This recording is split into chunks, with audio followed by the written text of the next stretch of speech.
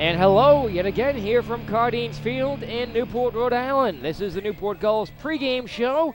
Of course, we're coming to you early here in Game 2 of this twin billing as the Laconia Muskrats stay here for Game 2 of the doubleheader. Newport taking Game 1 earlier on this afternoon, 5-4. This is Volunteer Appreciation Night, one of several very special nights, along with, of course, Military Appreciation and Host Family Appreciation Night here at Cardines Field. And we'll be down on the field as Gulls volunteers, joining about 50 other staff members and volunteers to be honored in just a few moments, and that's why we're coming on a little bit early here. But before we get there, I want to introduce you back here to the broadcast where Newport comes in at 22-15. Now first place all to themselves in the NECBL Eastern Division, at least for the moment, as the Laconia Muskrats dropped to 17-20 with their loss earlier today. They are now tied with now tied with the New Bedford Bay Sox for fourth place in the NECBL East, trying to hold on to that last playoff spot. Important game for Laconia with only just a few games left to go here in the regular season. Newport Gulls striving towards that consistent mark that they've reached so many years in a row now, 10 years, or the last 9 years in fact, of 25 wins in the season. They need 3 more, and they have 5 games remaining. Newport Gulls and Laconia Muskrats in Game 2 of the doubleheader, Game 5 of the season series. Nick Lima joined by George Bissell. And George, a good win all around for Newport in Game 1. Well, certainly it didn't start off the way Newport wanted to, but it certainly ended the way they did. Zach Elgie, the key in that one, a 2-run double to put Newport on top. Chris Forston came up big on offense. Some of the unsung heroes of the Newport Gulls really helped them turn it around when the Stars struggled early last game. Pat Light didn't have his greatest stuff, but they were able to survive. And Dexter Price picked up a win in relief. Mike Francisco and Seth Simmons look solid as well. And the Newport Gulls go for the sweep here in the second half of this day-night doubleheader. And tonight, Mark Appel has the start for the Newport Gulls, and Appel has been a strong starter much of the season for Newport too. Well, he's 5-1 so far this year. It's that outstanding stuff. He gets that fastball up around 95. He doesn't strike out as many guys as you'd think, but he's able to scatter hits, and that's what effective pitchers do, and some of the best pitchers can do, is they can leave runners on base and strand people. Mark Appel has really been a star this year for the Gulls. So it'll be the Newport Gulls and Laconia Muskrats in Game 2 of this doubleheader. Newport Gulls pregame show continues. We'll have out-of-town scores in action around the league when we come back next here on the NECBL Broadcast Network.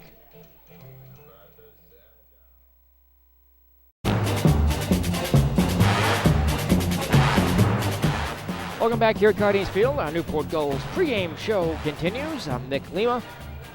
Around the NECBL, Newport Gulls now first place in the NECBL East, a half a game ahead of the North Shore Navigators. Newport at 22-15. The Navs at 22-16. Of course, Newport playing tonight, as is North Shore. Seven Mariners are now one game back, 22-17 in third place. And tied for fourth place are the Laconia Muskrats and the Bedford Bay Sox. Both teams are at 17-20. Both teams 5 games back. In the last spot, the Lowell All-Americans, now 4 games out of playoff spot, are 13-24, 9 games out of first place. In the NECBL Western Division, the North Adams Steelcats are 24-15, a half a game ahead of the Danbury Westerners, who are 23-15. The Bristol Collegiate Baseball Club, 3.5 games back at 20-18. Fourth place, the Keene Swamp Bats at 18-20, 5.5 games out. Vermont Mountaineers at 15-23, 8.5 back. And rounding out the NECBL West, the Holyoke Blue Sox, who won earlier today against Lowell, are 14-24, 9.5 games out of the lead in the NECBL Western Division. Take a look at action around the league today on the scoreboard here in the NECBL. Of course, the Newport Gulls defeated the Laconia Muskrats 5-4 to come from behind victory in Game 1 earlier today. And Game 2 will be underway in about 30 minutes here at Cardines Field as our pregame show continues here. 2 other games took place earlier on this afternoon. Both noontime starts as the North Adams Steelcats fell to the Bristol Collegiate Baseball Club 3-1. The Holyoke Blue Sox snapped a 5-game losing streak and snapped the winning streak of 5 games of the Lowell All-Americans with a 13-4 walloping of Lowell. And the other action around the league tonight, getting underway in about 10 minutes. New Bedford's at North Shore. The game will be following closely for you here on the network. That's a 6:15 start time at Frazier Field. New Bedford on the road, but the Bay Sox have been rolling. They've won the last 2 games and 6 of the last 10. At Goodall Park tonight, Lowell, fresh off the loss, and Holyoke travels to Sanford. In Maine, they'll take on the Mainers. That's a 6:30 start time. At Rogers Park in Danbury, Connecticut, the Westerners will host the Northampton Steelcats, who just left Bristol on the bus. We'll head over to Rogers Park for the nightcap tonight. Vermont's at Holyoke. Blue Sox finishing the second half of their doubleheader against a different team. Mountaineers in town. And the Bristol Collegiate Baseball Club will finish the second half of their doubleheader and host the Keene Swamp Bats. So 9 games on tap here today in the NECBL, a full slate of action. Of course, we'll have updates for you throughout tonight's broadcast of other action around the NECBL. Action last night around the league. There was a busy night as well, 6 games in all. Of course, the Newport Gulls were off. Newport coming off of their win against the Holyoke Blue Sox here at Cardines Field on Monday night, 3-0. Keene Swamp Bats defeated the Vermont Mountaineers 4-2.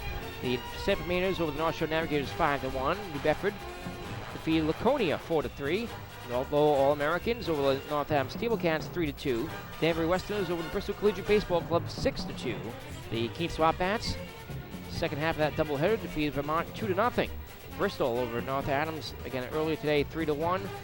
Holyoke over Lowell earlier today 13-4, and the Gulls defeated Laconia 5-4 in a come-from-behind fashion. Pre-game show continues. We'll be back next here at Cardines Field on the NECBL Broadcast Network. Welcome back here at Cardines Field here in Newport, Rhode Island. As our Newport Gulls pre-game show continues, my name is Nick Lima, joined by George Bissell, as the Newport Gulls get set to face the Laconia Muskrats here in the nightcap of this doubleheader. Newport taking game 1 earlier today, 5-4. The starting lineups being announced on the field right now as we get set for baseball here at Cardines Field. Coming up at 6:35 with the first pitch, though. It is Volunteer Appreciation Night, and in a little bit you're going to get to see who makes Newport Gulls baseball possible here at Cardines Field. The more than 50 volunteers and staff and interns that work diligently in the offseason and, of course, all summer long to make these great game nights possible here in Newport. The Gulls, first place in the NECBL Eastern Division, now in just the right spot they need to be with 5 games remaining. The Newport Gulls in first place in the East have a 5-game lead over the Laconia Muskrats and the Bedford Bay Sox, who are in 4th place in the NECBL East. With just 5 games to go here in the regular season, the Newport Gulls can clinch a playoff berth with a win here tonight at Cardines Field and make it to the NECBL postseason for the 10th straight season since moving to Newport here in 2001, celebrating their 10-year anniversary season. And of course, they are the defending champions of the NECBL, winning their league record 4th Favorites Cup last season. Really just a great organization all around, full of a lot of classy people. And George Bissell, in a little bit here, we're going to get to see a look at what makes an organization like the Newport Gulls. Well, the keys to the engine are standing along that third baseline over by the stands right there. What an outstanding, you talked about the accomplishment if this team's able to make the playoffs this season. Just a class organization all the way. They do all the little things right. They take care of their players. It's such a great atmosphere. Everybody loves to come here to Newport. The players, the fans, the broadcasters, everybody loves it here at Cardines. And we can't say enough, and we can't appreciate the work these people down there, the volunteers, and the Gulls staff do for everybody here. It's just incredible. So here on Volunteer Appreciation Night at Cardines Field, we'll take it down to the field here in just a few moments. Get set to pick up Newport Gulls General Manager Chuck Pava. We'll be introducing the many people that make this possible. Chuck Pava, followed by Vice President of Baseball Operations Chris Patsos and Gulls Assistant General Manager Sam Glynn, making their way out towards the pitcher's mound right now. Chuck's wife, the team photographer, Melissa Pava, standing around the home plate. One of many volunteers that make this organization run. Now led by Christine Hendrickson, the Director of Public Relations for the Newport Gulls. The volunteers make their way out onto the field. And let's pick up Newport Gulls General Manager Chuck Pava down on the field here at Cardines for Volunteer Appreciation Night.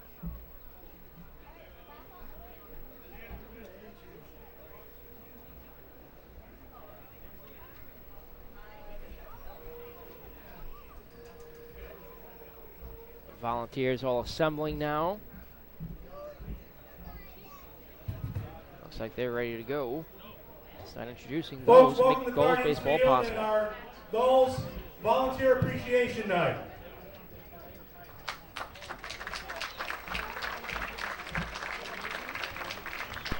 As we wind down our regular season here at Cardines, annually we have two that we feel is probably the most important nights for us as an organization.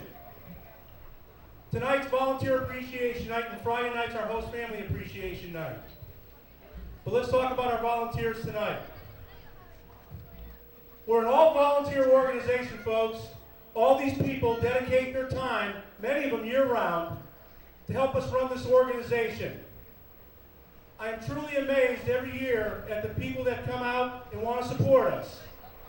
And, you know, these beautiful nights here in Newport, they choose to come down here at Cardines, ripping tickets, working in the souvenir booth, wherever they're needed, and they do pretty much whatever we ask them to do.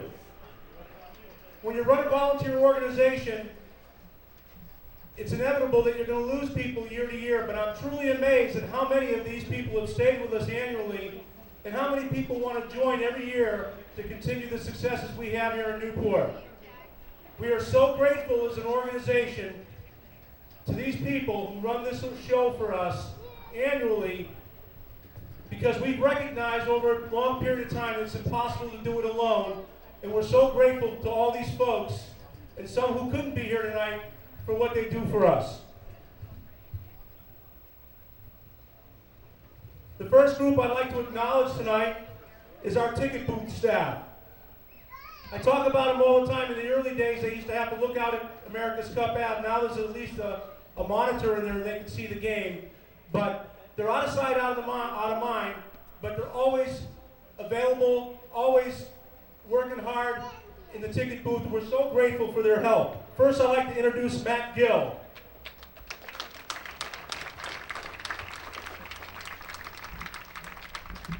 Thank you, Matt. Now I'd like to thank Judy Tucker. Thank you so much, Judy.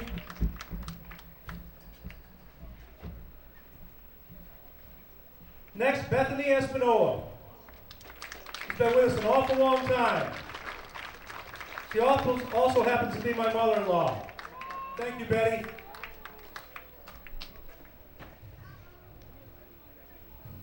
Ronnie Prover, who couldn't be here tonight. Teresa McGinnis, who couldn't be here tonight. Katie Resender, that couldn't be here with us tonight. And Annie Schomburg, who couldn't be here with us tonight. Let's give them all a huge hand, folks.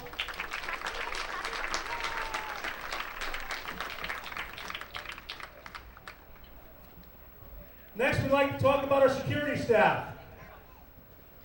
First, Ed Patello. Thanks, Ed.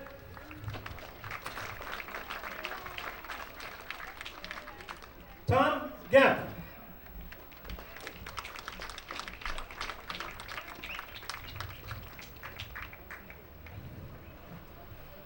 Chris Wynot.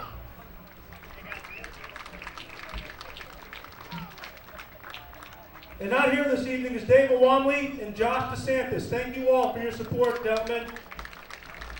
Very much appreciate what you do for us. Next, the souvenir booth. That's another one of those jobs that are out there on the street. You don't get a chance to see them nightly, but they're out there putting their time in for us, and we're grateful. First, Grace Heng.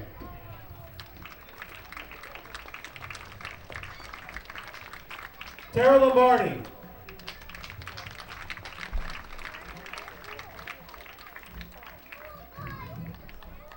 There's a Marlena Casarella, Emily Beck, and Lauren Boleski, who are not here tonight. Let's give them all a big hand, folks.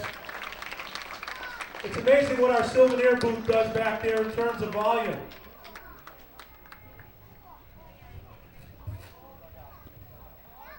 Next, I'd like to introduce our media crew staff. Our media crew has jumped our organization on a national level because of the outstanding job that they do every night with their camera work, multiple cameras. their great job of broadcasting our games. And I'm going to wait just a minute because they're walking down here. I'll jump to the next group. Grounds crew staff. Unbelievable job that they do every year, every night that they come out here and get this field ready to play. We're so grateful to the grounds crew staff for all your hard work. First, Hunter Bosch.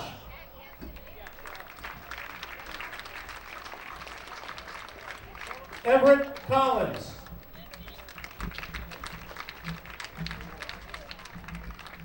Jake Lyman.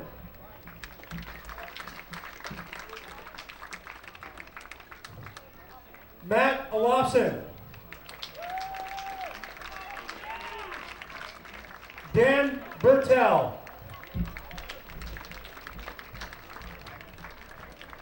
Skylar Jordan.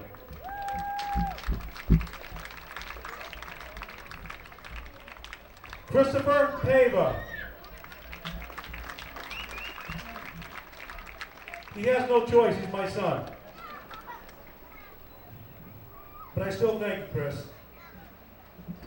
Next we have senior members of our grounds crew, Rick Lombardi, who also does so many other things for the Gulls. But thank you to you, Rick. And our chief of staff, Mr. Dennis Hauk.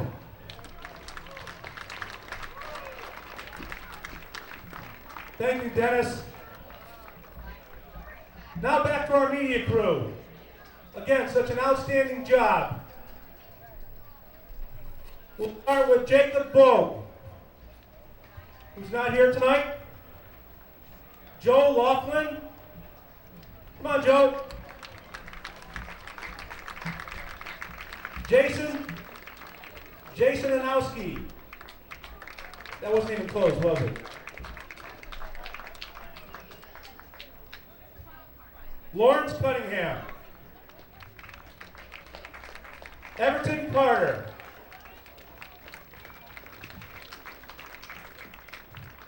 Ryan Betancourt. And Ryan, you've been with us for a long time now. Thank you, Ryan. George Bissell.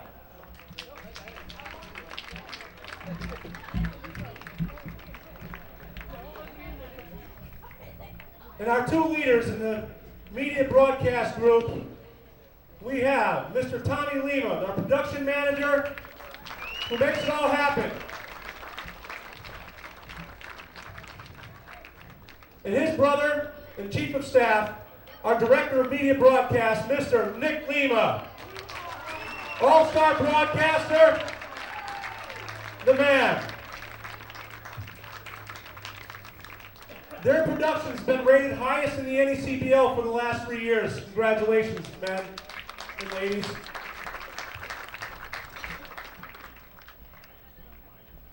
Now to our game day operations. Our public relations director, the face of the Newport Gulls. She's been with us for an awful long time. You do so much for us, Christine Hendrickson. Christine, we're so grateful to you. Thank you. Next, our scoreboard operator. He's been with us for 10 years, maybe missed 5 games all in 10 years. Al Wiseman.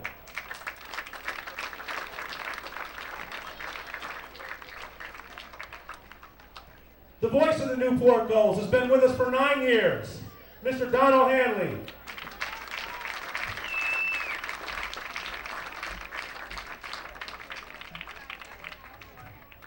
We have Teddy Bogue. Come on, Teddy. You can do it all, Teddy. That a boy. Mr. Peter Martin, who's not here tonight. And we have our entertaining duo, a father-son combination, Ted Capodilupo and his son Robert Capodilupo. They've been providing entertainment here for at least 5 or 6 years. Robert started when he was 7 years old. He just turned 12. Oh, 13, sorry, Robert. Okay, 7th year.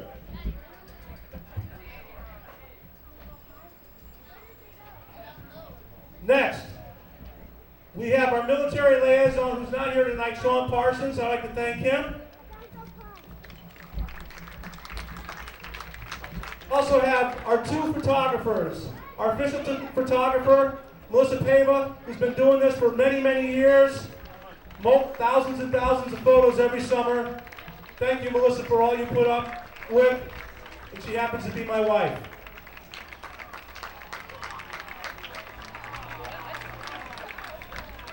Jed Melise, our other photographer. Come on out, Jed.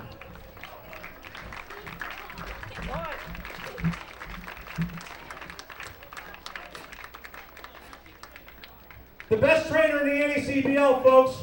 His heart is right here with the Gulls. Norm Provost.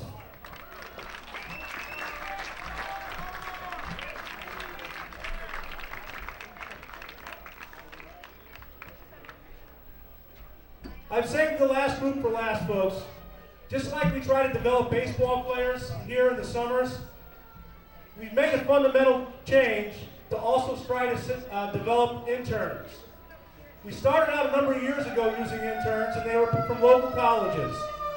But our intern reach has grown nationally now, where we get interest from schools all over the country, just like our players. What we decided to do here was to pass on a lot of the responsibilities that we have found that we have been doing ourselves for such a long time, because we feel as though if we allow them to do most of the work, their efforts here, all their work will benefit them more as they pass us and then go on through college and find a job somewhere in their careers. But really, folks, they have run the whole organization for us this year. Every one of them come into my office daily for hours and hours, putting this whole season together from the first item that we have to take care of down to the last. We have the best internship group that we've ever had here in Newport. And I'd like to introduce those because they make it all happen, folks. They deserve a big hand as well.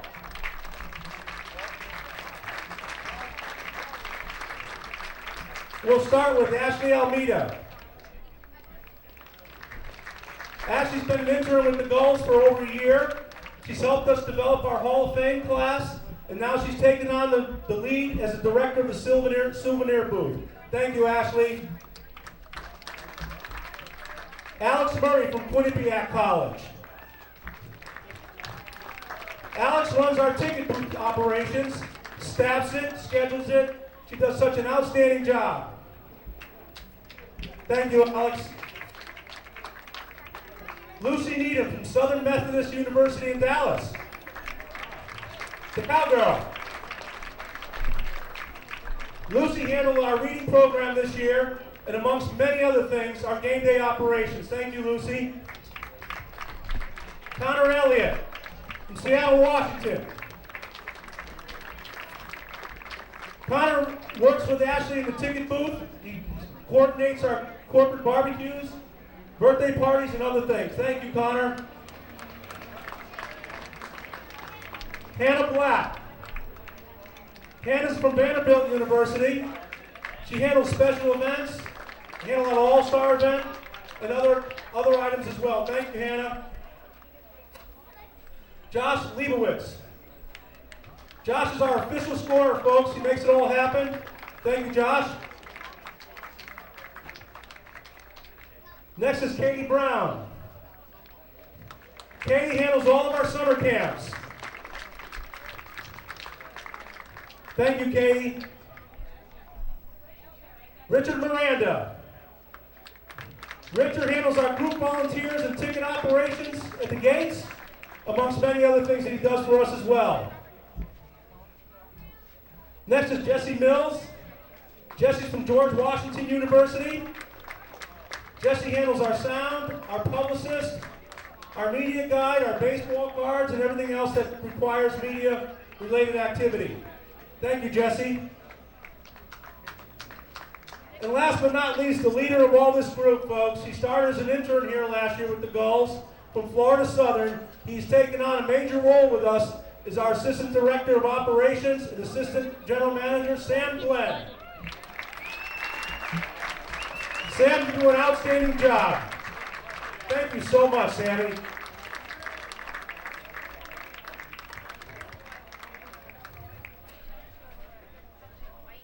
Folks, there are many other people that make this happen for us.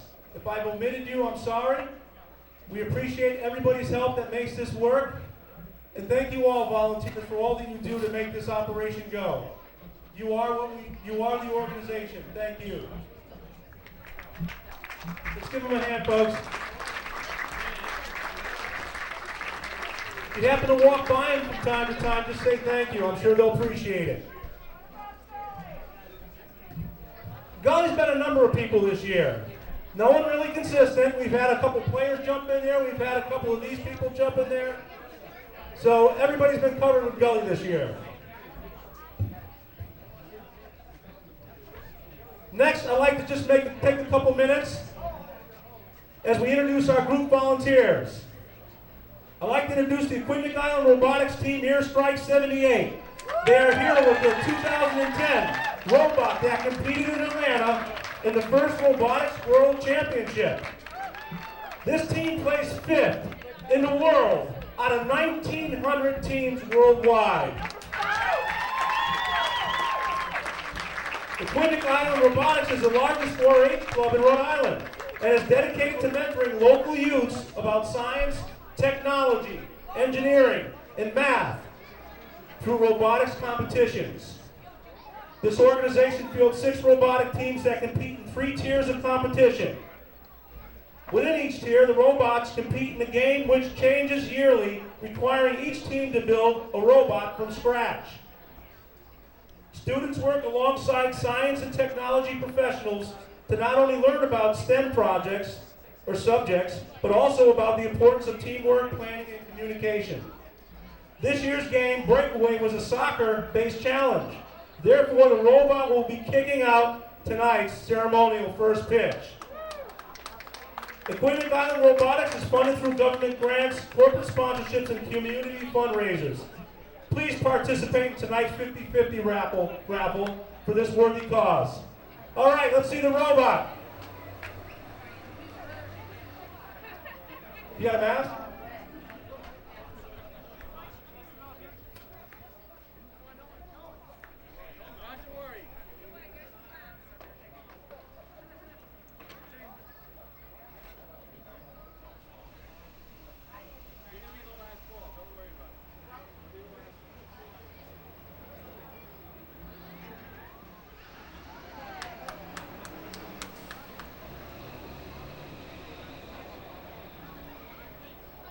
So the robot now tossing the balls around here on Volunteer Appreciation Night. This one, certainly one of the more interesting first pitches we've ever seen on what's been an interesting day for baseball.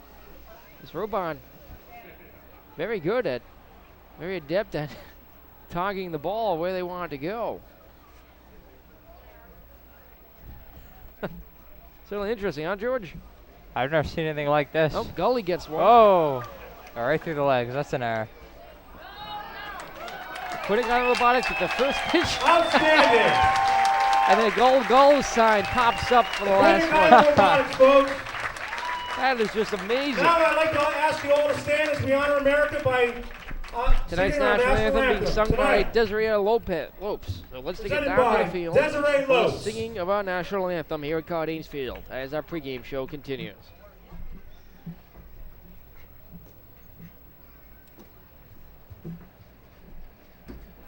Oh, say, can you see by the dawn's early light what so proudly we hailed at the twilight's last gleaming, whose broad stripes and bright stars through the perilous fight o'er the ramparts we watched, her so gallantly streaming, and the rocket's red glare, the bombs bursting in air gave proof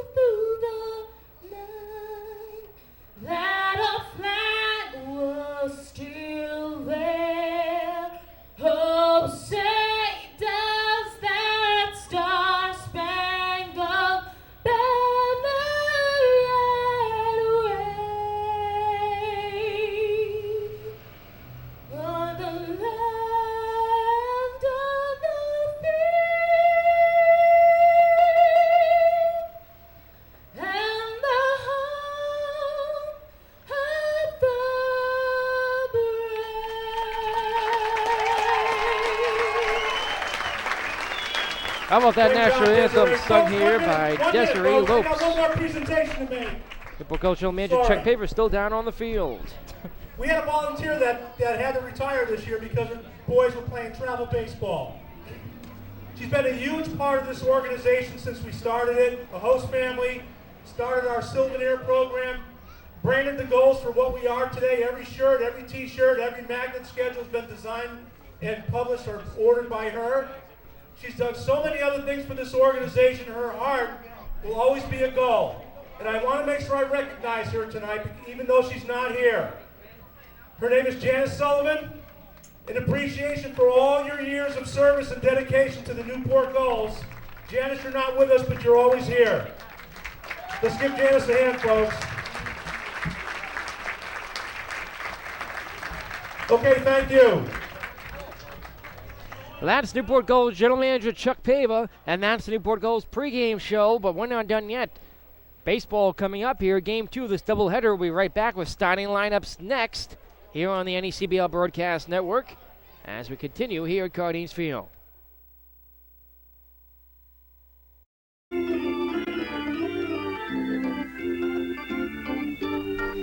And welcome back here at Cardines Field here in Newport, Rhode Island, as our Newport Gulls pregame show continues with starting lineups for today's ball game. First, for the visiting Laconia Muskrats, here against George Bissell. Thank you very much, Nick. Leading off in center field, Evan Marzilli.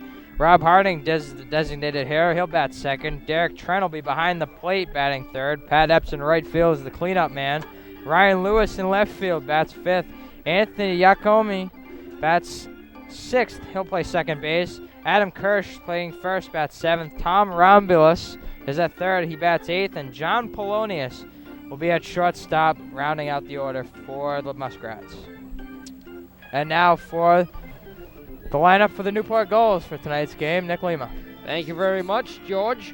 Leading off for the Newport Gulls, Kyle Johnson, the right fielder, batting second will be Derek Legg, the second baseman. Brendan Kelleher starts in left field, he bats third.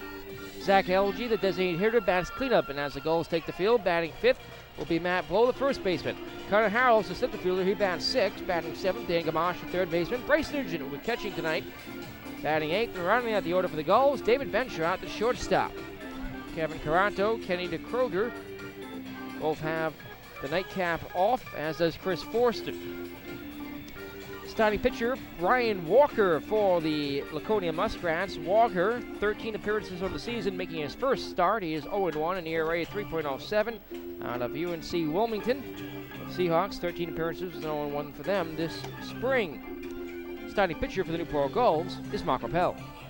Now, Mark Rappel's had an outstanding season, a 1.88 ERA. He's 5-1, 7 appearances, 6 starts out of Stanford University, a freshman native of San Ramon, California. 6'5", 200 pounds, 38 1/3 innings pitched this summer for the Gulls.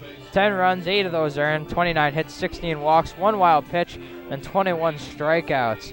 So Mark Rappel, who features a fastball, a slider, and a change beyond the hill for the Gulls tonight. Game time temperature is 78 degrees under sunny skies. South-southwest wind blows at 15 to 20 miles per hour. It was certainly affected play earlier today, still gusting out there tonight. Newport Gulls coming off game 1 win, 5-4 earlier on this afternoon in 7 innings. It'll be a 7-inning contest tonight as the Gulls take on the Laconia Muskrats. The season series knotted at 2 games apiece. Umpire tonight's game, Rick Thomas calling balls and strikes behind the plate. Charles Thiel is the field umpire. And first pitch is next on the ACBL Broadcast Network.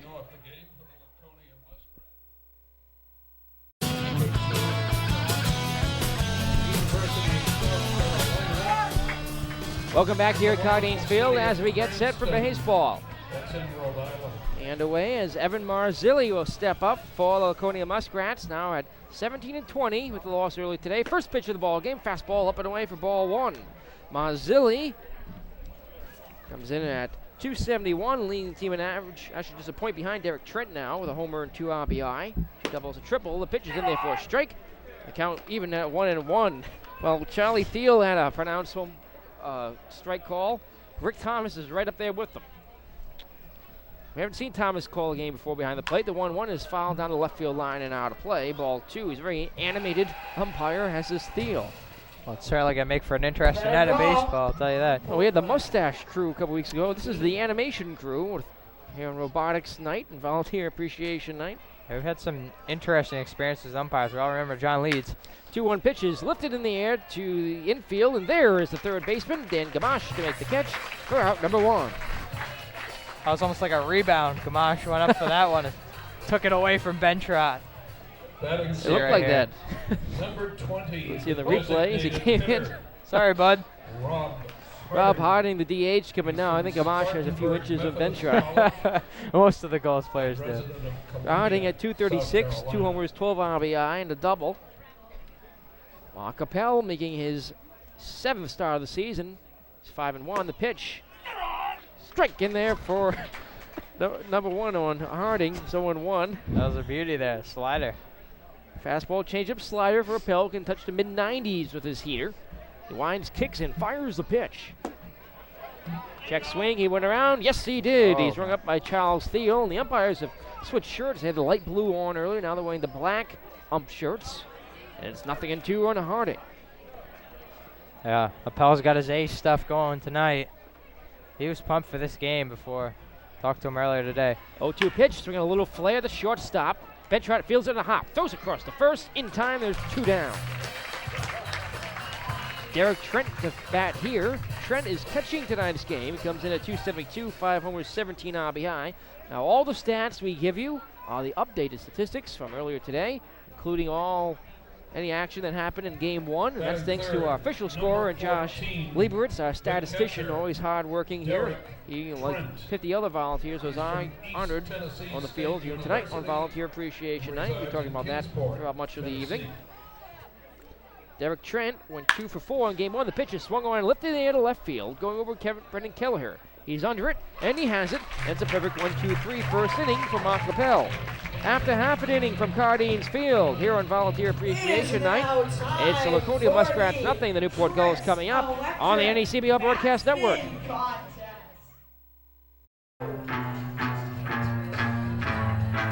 Last of the first inning, and tonight it's the interns at Cardines Field that are participating in the in-between inning contest. The interns and the volunteer staff gain an opportunity to have some fun here on Volunteer Appreciation Night. We're happy to be down there on the field during the pregame festivities. Different look at the ballpark from out there, huh, George? A Volkswagen. Down on the field? The electrician does drive. Sorry, I wasn't listening there. I was watching the interns. You can't blame me. That was a good race. Oh, it was a different look at the ballpark from standing out there on the field. Oh, it certainly is. You know, you just walk around the dimensions here and you just see how unique it is. You go walk into the triangle out there. You go stand on the mound. It's just such an interesting, unique baseball atmosphere. Ryan Walker gets his first start of the season for the Laconia Muskrats, who are struggling to stay in playoff contention. They are now tied for 4th place in the East with New Bedford, identical 17-20 records. Yeah, I'd like to ask what went into this decision. Walker hasn't actually started a game this year for the Muskrats. He's made 13 relief appearances, so I'm not really sure what the idea behind this one is, but because Laconia doesn't send the broadcasters to their away games, unfortunately we lose that inside edge. Left guessing is Cal Johnson, hitting 287, a homer, 8 RBI, 4 doubles. Leads the team to 23 runs scored. In Game 1, he went 1 for 3 with a double, a run scored, and a walk. Also picked up his 13th stolen base of the season. The pitch, up and away, ball 1. Sunny afternoon, I'm pumping music, still ringing through here at Cardines Field. It has been a beautiful, beautiful week here in New England. 3 straight days of great weather. Well, another interesting thing is that it's 2 left-handed pitchers in a row for the Muskrats. Against a lineup for the Gulls that has a couple switch hitters in it. So yeah. Johnson a leg. Strange decisions. 2-0. That's in just outside ball 3. 3-0 on Johnson. What a beautiful summer it's been overall. Unlike last year with the rains, sent us to the tune of about 14 rainouts. Gulls couldn't even complete the regular season schedule. The 3-0 pitch, that's in there for a strike, says Rick Thomas. And his strike call got a bit of a goggling sound to it. Trust me, folks, you're going to know if it's a strike or not. Just listen. That's in there for strike 2. You don't need us to tell you. So from 3-0, he's worked the count full. Here in game 2 of this twin billing, the 3-2 pitch. Ground ball back up the middle off the mound. And the second baseman trying to field it. Giacomini bobbles it. It's going to be infield hit all the way for Kyle Johnson. Walker is able to knock that one down. Giacomini had a shot at it, but the speedy Johnson was already safe at first base by the time the ball got to him. You know, this game moving very fast tonight. Mark Appel working quickly, Walker working quickly. That's usually an advantage for the pitchers. So we'll see. The Gulls got off to the right start. Johnson in the first game hit very well. As Derek Glegg will set the defense for you. Adam Kirsch at first base for Laconia. Anthony Giacomini is second baseman. John Polonius at short. Tom Rombolus at third. Outfield left to right. Ryan Lewis, Evan Marzilli, Pat Epps, Derek Trent catches Ryan Walker, who comes to the stretch. And Southpaw's pitch is up and away, ball 1. Derek Glegg at 264, a homer, now 23 RBI. Run 1 for 4 with a run driven in and an infield single in game 1. He's second on the team with 18 walks, second with 35 games played now. Hard to believe, including this one, there's 5 games left. The 1-0 pitch, inside. Walker's got to make sure he keeps an eye on Kyle Johnson. He's now 13 for 13 in stolen base attempts. He stole one in the last game earlier today. Michael Berger a couple years ago went 20 for 20 in the regular season. In the postseason went 4 for 4. And the last steal attempt, he got thrown out. The pitch is low. Wanted to go a perfect 25 for 25. So second straight batter, he's falling behind 3-0. He worked the count 3-2 on Johnson. He reached an infield single. Now Legg, who's patient at the plate, getting 18 walks, stands in from the right side. Walker from the stretch. He kicks and delivers the pitch. Inside, ball 4. Newport has runners at first and second, an opportunity to jump out early here against the Laconia Muskrats, who jumped out early against Newport in game 1 to the tune of a 3-0 lead, but Newport climbed their way back. A 1-point trail 4-2, but then tied it 4-4 in the 5th inning. Got the go-ahead run home, and that's all they needed as they cruise to the 5-4 victory. Here, Brendan Kelleher has an opportunity to give the Gulls an early lead. He's at 281, 3 homers, 18 RBI, and Kelleher, key sacrifice bunt in the game earlier today in a walk, an 0 for 1. Steps up to the plate here. Luckily, he had a green light against Walker, though he just walked Legg on 4 pitches. Let's see what they decide to do. As Johnson leaves from second, Legg from first. From the stretch, here's the pitch. Breaking ball in there for a strike. Can't get over that strike call from home plate umpire Rick Thomas. That's very pronounced. Now this has the makings of a big inning for the Gulls. The first 2 men have reached, and now the heart of the order coming up right now. That flag's still blowing out to straightaway center. The 0-1, the runners take off. It's sticking in there for a strike. No throw. It's a double steal for Johnson and Legg. 14 for 14 now for Kyle. And Derek Legg picks up his third. He's 3 for 3. Johnson's second stolen bag of the day. So the 2 runners in scoring position. That races the double play possibility. Well, it's just some heads-up base running. Walker never looked behind him to second base, and Johnson took off. Had a huge lead. The 0-1. A little flare down the right field line, but foul into the concession stand. It's the second one that's hit down in the concession stand. The count remains 0-2 on Kelleher. With the American flag and the Irish flag below it, blowing out towards center field. Don't see that too often here with the sea breeze. Here's the 0-2. Swing and a miss. He struck him out. Kelleher down on strikes. Here comes Zach Elgey. Zach Elgey was our player of the game in game 1. He went 2 for 4 with a 2-run double and a single. Now has 13 RBI to go along with a team-high 11 two-base hits. He just kicked a ton of dirt out of that batter's box. They moved a mound. It's been heavily used today. He Look at him some go. more out. Yeah. Just wants to be comfortable at the dish. Elgey now at 277 with the 2 for 4 showing in game 1. Stands in, 2 runners in scoring position. The pitch is a curve up and away, ball 1. Elgey, then Matt Blow, who's back in the lineup after having game 1 off. Yeah, Kevin Carranza got the start last game, put down a beautiful sacrifice bunt. Put runners in scoring position early in that game. Outfield deep, infield to pull. Here's the 1-0 pitch. Swing and a miss. He chased a high fastball, and the count is 1-1. Good sized crowd on hand here. Not the huge crowd we saw here a couple nights ago on Monday. Newport defeated Holyoke. We had 3,100 plus, 3,178 that night. Second largest crowd of the season. Here tonight we could easily have 2,700 before it's all over. The 1-1 is swung on and popped up.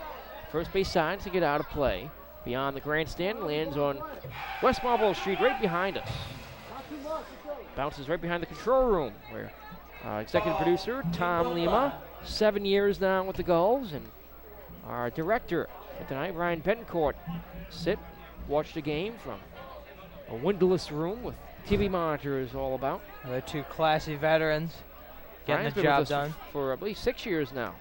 The 1-2, swinging out, that'll pop up as we get out of play as well behind us onto American Cup Avenue. And it's 1-2 on LG.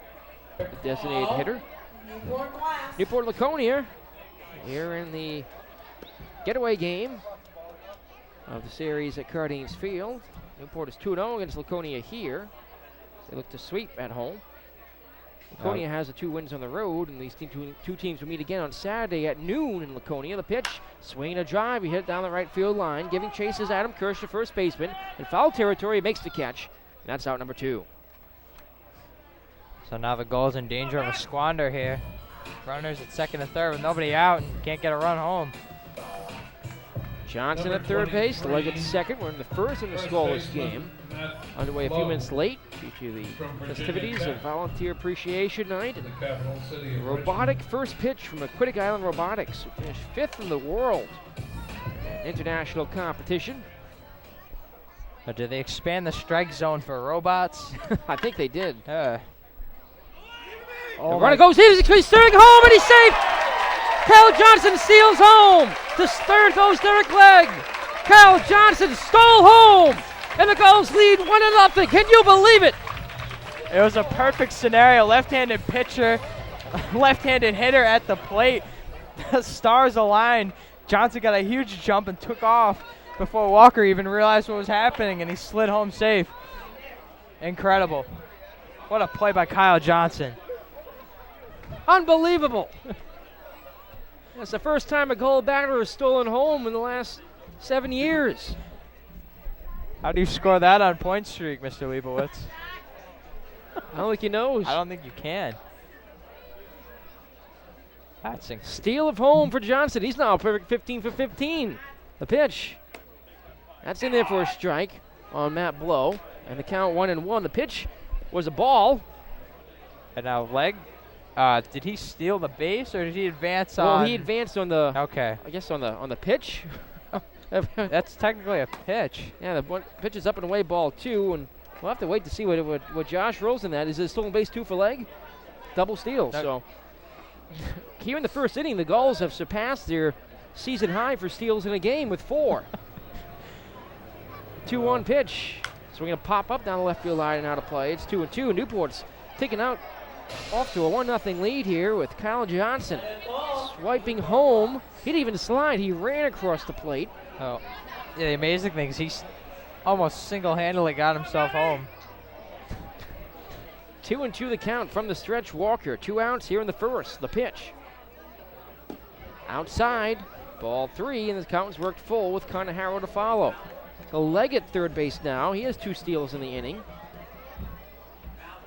The Gulls were dead last in the league in stolen bases. They're off and running here in the first with their 2 fastest players. The payoff pitch coming to Blow. Swinging a drive, well hit, right field. Way back, way back. This ball is a home run. Matt Blow touches them all, and the Gulls lead it 3-0. That was a no-doubter for Newport's entrant into the home run derby. Matt Blow hits his 3rd home run of the season, and the Gulls lead it 3-0 here in the first. That was a no-doubter. That ball absolutely crushed. A dead pull from Matt Blow over the right field fence. And the Gulls are just making a mockery right now of Ryan Walker out there on the mound. They're just running wild on the base pass. And Matt Blow with a huge blast here. It came on a 3-2 pitch with 2 outs here in the first.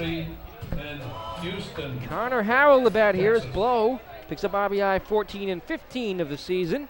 Newport is out to a 3-0 lead. It's watch the replay. That was a no-doubter, just crushed off the back. Oh, that thing landed up near the top of the roof of the house out there. Up near the top. That was a bomb. Measure that one around 390 feet. The pitch is low in the dirt. Ball 2 to Harrell at 286. A homer, 7 RBI, 6 doubles. So Matt Blower was rested in game 1. Comes out on his first at-bat here in game 2 of the doubleheader and hits a 2-run homer.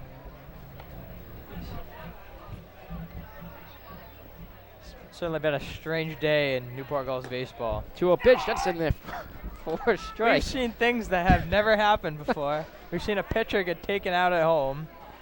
That was early in seen game a balk, 1. A steal of home plate. And so only the first inning here, the 2-1 pitches cut on and missed, strike 2. Harrell in game 1 went 1 for 3 with a double, and he saw a 14-pitch at bat where he fouled off 10 pitches. That was to Ron Kleinbach, who was the loser in game 1. The 2-2 from Walker. Breaking ball cut on, it up the third base line. It's a fair ball rolling all the way down the line. Harrell around first, hit into second base. He will get there standing with a 2-out double. It's the Gulls' third hit of the inning. Yeah, we questioned the decision to start Ryan Walker tonight by the Laconia Muskrats. It has looked shaky from start. The first batter has not been a good start so far for Walker. He's got to turn it around or this game's going to get away. It's already 3-0 Newport here in the first. A pair of 2-out hits for the Gulls. Now Dan Gamache at 241, 2 homers, 18 RBI, 2 doubles, and a triple. He has 12 walks. The pitch. Fastball cut on and missed, strike 1. Gamache couldn't catch up to the heat. Yeah, I think he swings and misses more times than anybody on this team, but then makes contact down 0-2 and counts. The 0-1 is fouled back and right through the screen and onto America's Cup Avenue. That one between the... Oh no, it was caught up there by the robotics crew sitting near the press box roof. It's another weird play. Amazing. Is there a full moon tonight? It was a couple days ago, actually, on Monday night. Mike Lord was in town. The 0-2 pitch, up and away, missed with a fastball. Bryce Nugent waits on deck, who also had game 1 off. But there are 2 outs. Runner at second here in the first. Newport shut down to a 3-0 lead where Matt Blows hit a 2-run homer and Cal Johnson stole home. From the stretch, the 1-2. Inside, ball 2. I just talked about Gamache, a great hitter working behind in counts. He's able to draw walks, make solid contact. He's quietly hit 18 runs driven in, too. The 2-2 pitch. Strike 3 called on the outside corner. Tough one for Dan Gamache to take. He has a few words from home plate umpire Rick Thomas, but heads back to the dugout. But a wild inning here in the last of the first for Newport. Kyle Johnson steals home plate, and Matt Blow hits a 2-run bomb, and after 1 from Cardines Field, Newport Gulls lead the Laconia Muskrats 3-0 as we continue on the NECBL Broadcast Network.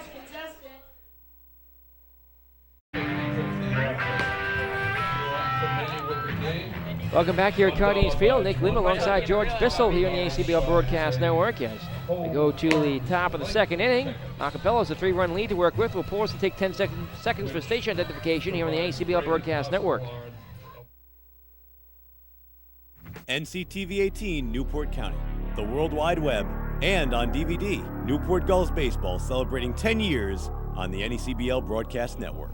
Right fielder Pat. Already off to a wild start here in Newport. The Gulls lead it 3-0, and Pat Epps will lead things off here in the second. For Laconia trails, the pitch is swung on and hit in the air down the right field line, but foul and out of play. Epps in game 1 earlier today went 2 for 4. Was singled, was thrown out at home, and hit a 2-run homer to left field, his 3rd of the season. Yeah, Epps certainly has some power. His 4th of the season, I should say. Now it's 13 RBI. Pitch is outside. This with a slider.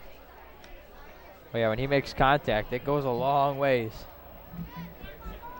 Pat Epps, I think 267, leads the team though with 35 strikeouts. And he cuts on and misses this pitch for strike 2. You know, add another thing to your Twilight Zone theory going on tonight. Kevin Caranto, first time we've seen him behind the plate all year, between innings, catching. 1-2. Strike three called on the outside corner. Got him on a slider. Dropped in on the outside part of the plate. The first strikeout for Mark Appel. 4 straight retired for Mark. To start this one, here's Ryan Lewis, the left fielder at 246, a homer, 6 RBI. Second on the team with 15 walks, leads in runs scored with 23. This is his 35th game of the season. In Snellville, Georgia. Takes the first pitch in the dirt. Ball 1. Showed bunt, pulled the bat away, bounced in front of the plate. Also, another interesting note, we'd like to know what's going on with Casey Kalinkoski, the NECBL RBI leader. He didn't play in either. He hasn't played in either game tonight. I don't know if he's even with the team. The 1-0 swung on and hit in the air to deep right. In comes Johnston now, fading in as the wind changes direction somewhat to make the catch. That's out number 2. Yeah, not sure if he's healthy, whether there's an issue there, but we've yet to see him in 2 games that mean a lot for Laconia's playoff hopes, as now they're tied most likely with the Bay Sox for 4th place in the Eastern Division. Is Anthony Giacomini at 243, a homer and 8 RBI. He's tied with Lewis for the 2nd place mark on the team in walks with 15. Takes the first pitch inside for ball 1. 32 strikeouts. He leads the team in games played. This is 38. 1-0 from Appel. Is a little bit low, missed with a changeup, and it's 2-0. Mark Appel's older brother, 6'10" reserve center for the 2-time Division III national champion basketball team, Washington University, as Giacomini takes a strike. Of course, Appel fairly tall himself at 6'5". That may even be a little conservative. The 2-1, check swing grounder up to the right side. Appel fields off the mound, underhand to first. For the out, that retires to side. After an inning and a half at Cardians Field, Newport Gulls 3, Laconia Muskrats nothing, here on the NECBL Broadcast Network.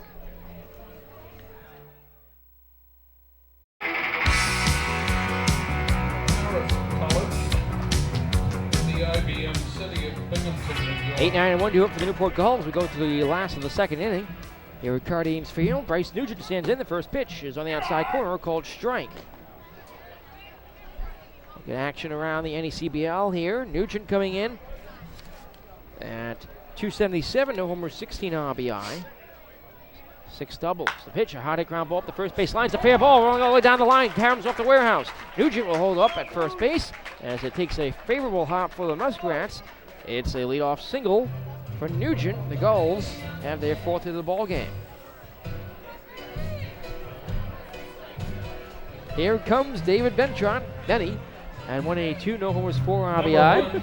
Hit by pitch game 1 for the 7th time this season. Leads the team. David Bentrott from the University of Washington and Maple Valley. Bentrott out of the University of Washington, where many great Gulls have hailed from. Of course, Kyle Johnson stole home in the 1st inning.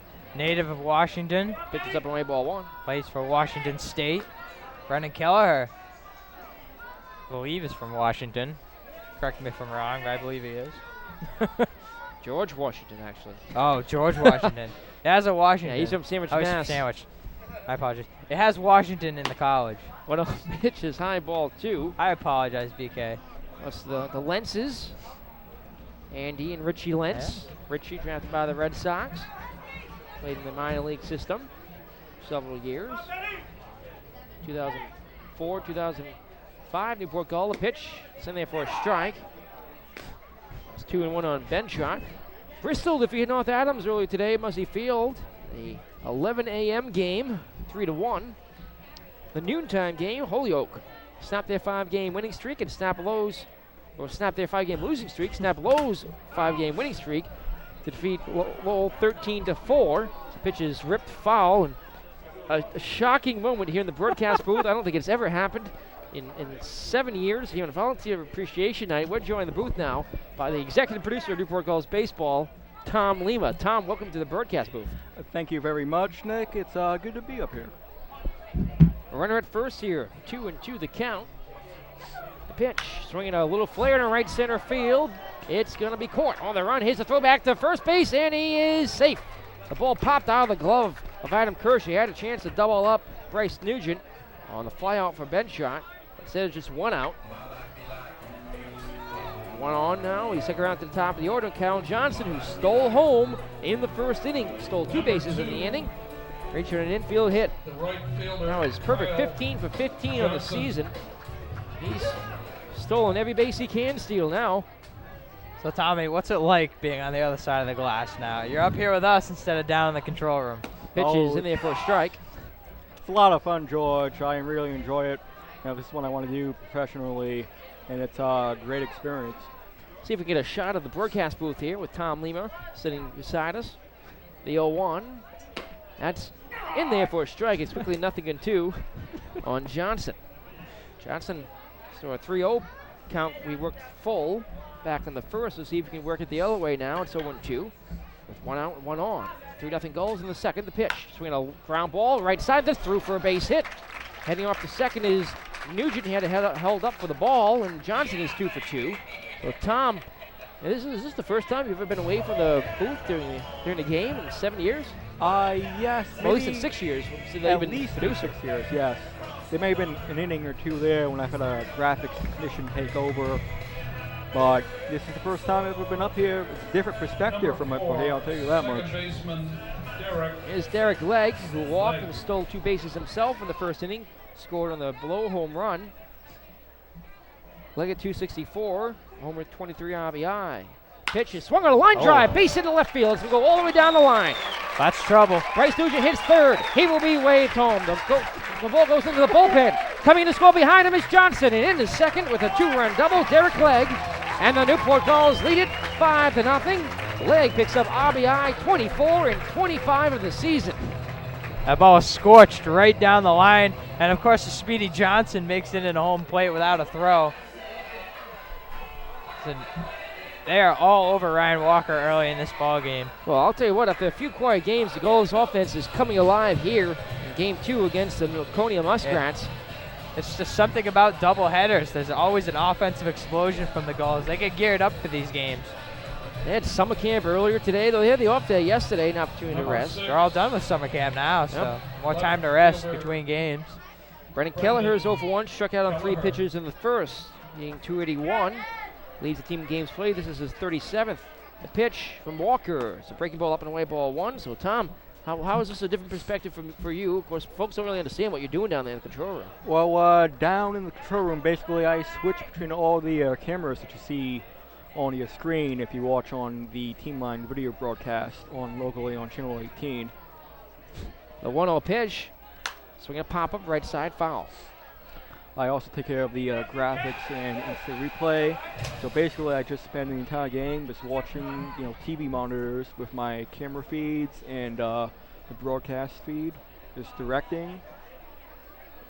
Wait, I gotta ask you, Tom. There have been some memorable classic moments working with your brother here. What's your favorite moment? The 1-1 pitch, swinging a little flare off the end of the bat. It's gonna drop in for a base hit. The runners had to hold up. Here comes the throw to third. It is not in time. Bounces away. And into second of the throw goes Kelleher with a single. And with 1 out, the hits keep coming here for Newport. And I don't know how much more Ryan Walker can handle. So Tommy? You had some time to think about that one, huh? Well, all I can think about is the old days, back in 2005, back when I was still in high school, actually. We were doing this, really it was a lot less streamlined than what it is now. And so many, just getting to the game and going home from a game, it's just basically an adventure every day.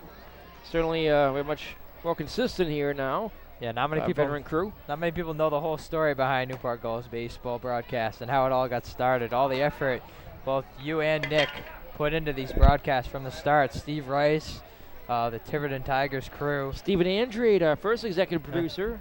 Actually, he was a second 2005 season, right, Tom? Yes, he was. Yes. A 1-0 pitch to LG. He swung on a line drive, but hooking foul into the left field concession stand. LG turned on that breaking ball, but hit it towards the left side. It's 2 runners on in scoring position here for Newport. They've had 2 runs home in the second. Legg stands in the third, who had the 2 RBI double. Kelleher at second rather. First base is open. LG at the plate, and the count even on him, 1-1. LG fouled out his last time. Walker from the stretch, trailing 5-0. Here's the pitch. Swinging a pop-up, backing out of play. So Tom, Ryan Bencourt in the control room right now. Of course, he's directing for you, and one of the more veteran crew members, allows you to step out for a few minutes. Tell us a little bit about Ryan Bencourt. Well, Ryan, again, is part of the old days, back when mostly based out of Tiverton High School, a lot of our crew came from. 1-1 pitch, a ground ball to third. Backhand stab, and it's booted by the third baseman. Romulus throws to first. Not in time, a run scores, and the Gulls lead 6-0. That's going to be an error on charge to Romulus, the third baseman. That's the second error the Muskrats have committed today, one in each game of this doubleheader, and they lead the league in fielding percentage at .981. So great to see that. Here, run scores, no RBI for LG, and the Gulls lead 6-0. Leg crosses the plate. Now here's the man who hit the towering blast to right field in the first inning, Matt Blow. The pitch. Breaking ball's in there for a strike. Blow hit that bomb on a 3-2 pitch. He's smiling. He knew that was the pitch to crush. He could have pulled that one right over the fence again. Ooh. Let's see if Walker decides to challenge him here now. Runners at first and second. The pitch. Home run cut that time. He wants it. He fouled to the backstop. Oh. It's 0-2. Nick Lima, George Bissell, joined by Tom Lima here in the broadcast booth for the first time in 7 years during an actual game. We've had you on rain delays and whatnot. Right, yeah. Well, it's great to have you here, Tommy. You do an excellent job. My first year here, I've been amazed at the work you guys do. 0-2 pitches still on the way, ball one. Yeah, thank you very much, George, for that, and we really appreciate your help and all of our volunteer crew that produces these games. This is Volunteer Appreciation Night. Yeah. Everton Carter, Jason Jesenowski, Joe Laughlin, volunteer crewman, Jacob Voot. 1-2 pitch, swung on and missed, strike three. That's out number two as Blow down on strikes. Goes freely swinging away here with a 6-0 lead in the second inning. Now bring up Connor Harrell. He'll be the eighth man to bat here in the second. Harrell doubled his last time. That's Ryan Bencourt, director down the control room. Larry Cunningham couldn't be with us here tonight, but was on and down the field. And many others over the years have made our broadcast possible. From the stretch, Walker, the pitch is in there for a strike. Old associate producer Raymond Ballard Sr., as he passed away over the offseason, was an instrumental part in the early years of getting the Newport Gulls broadcast network off the ground. The 0-1 skips in there low, ball one. Runners on at first and second here, 1-1 the count. Volunteer Appreciation Night as the Gulls host the Laconia Muskrats in Game 5 of the 6-game season series. Series tied right now, 2 games apiece. The 1-1 pitch, swinging a low flare, leaping catch by the second baseman. What a catch by Iacomini. He robbed a hit from Connor Harrell, but the Gulls add 3 runs here in the second. As 8 men come to bat, 3 of them score after 2 innings of baseball from Cardines Field.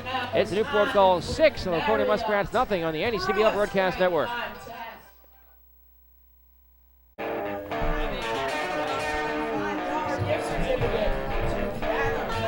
Welcome back here at Cardines Field here in Newport, Rhode Island. I'm Nick Lima, joined by George Bissell, Tom Lima. Glad you could stay with us here for another half inning or so before you get back down to work in the control room. And here to take you the play-by-play story for the middle 3 innings here in the 7-inning game 2 of the doubleheader is George Bissell. Thank you very much, Nick. The Newport Gulls have spotted Mark Appel, a 6-run lead.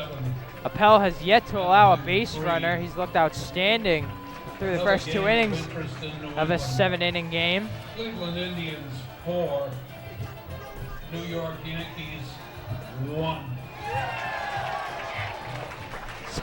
So public address announcer Don O'Hanley announcing that the Cleveland Indians have beaten the New York Yankees, much to the applause of this Red Sox crowd. So Mark Appel, native of San Ramon, California, 5-1 on the year, swing and a miss. Cut on by Adam Kirsch, the first baseman. This is his first at-bat. Appel's retired the side in order both innings.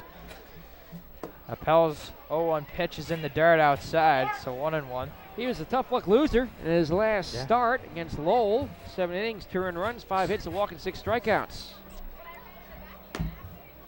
Pitches upstairs. Fastball misses. 2-1. So I ask you, Tommy, how are you enjoying it up here in the booth? Pitches down low. Well, it really is. But basically, it's so different for me. Actually, it's indescribable, really, for me right now. The Big 3-1 adjustment. pitch. Swing and a drive. This ball lifted. Going back is Harrell. And he leaps. And he makes the catch. What a catch by Connor Harrell. Leaping against the wall. Mark Appel tips his cap. Here's the replay of it right here. What an incredible catch by Harrell. Oh. Number 5. That was a tremendous catch by Connor. You're going to run a long way to get that one on the edge of the wall. Leapt for it.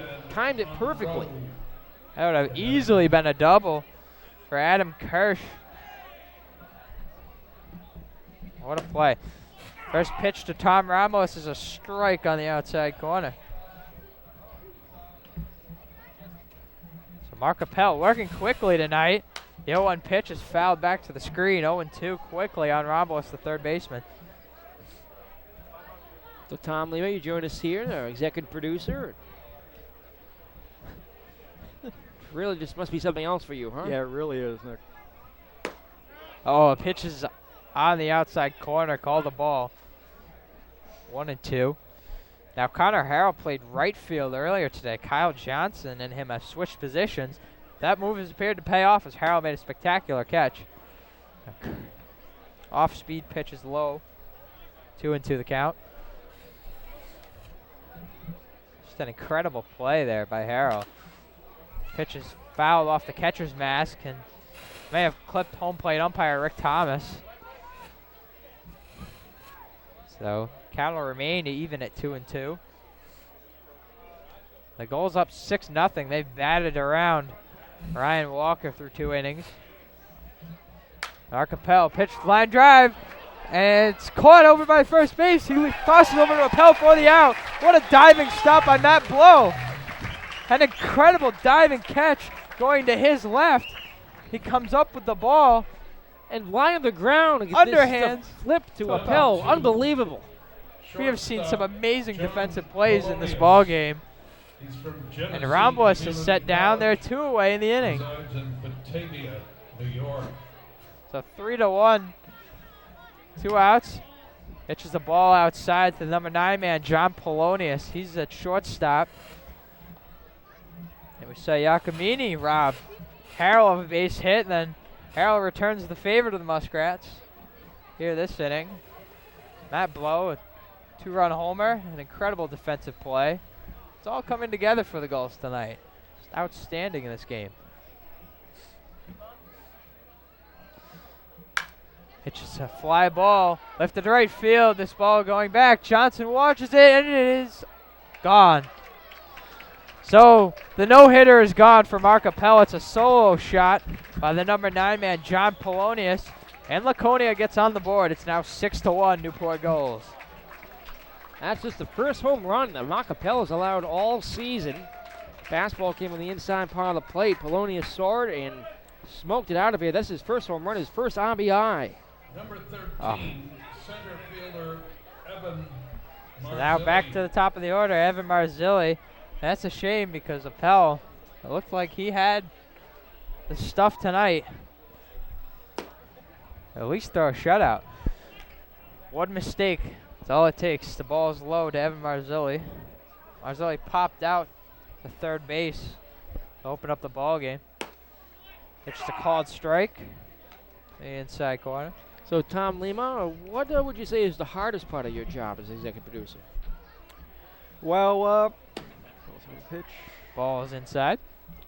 On a game day, just coordinating my volunteers that run these cameras is always.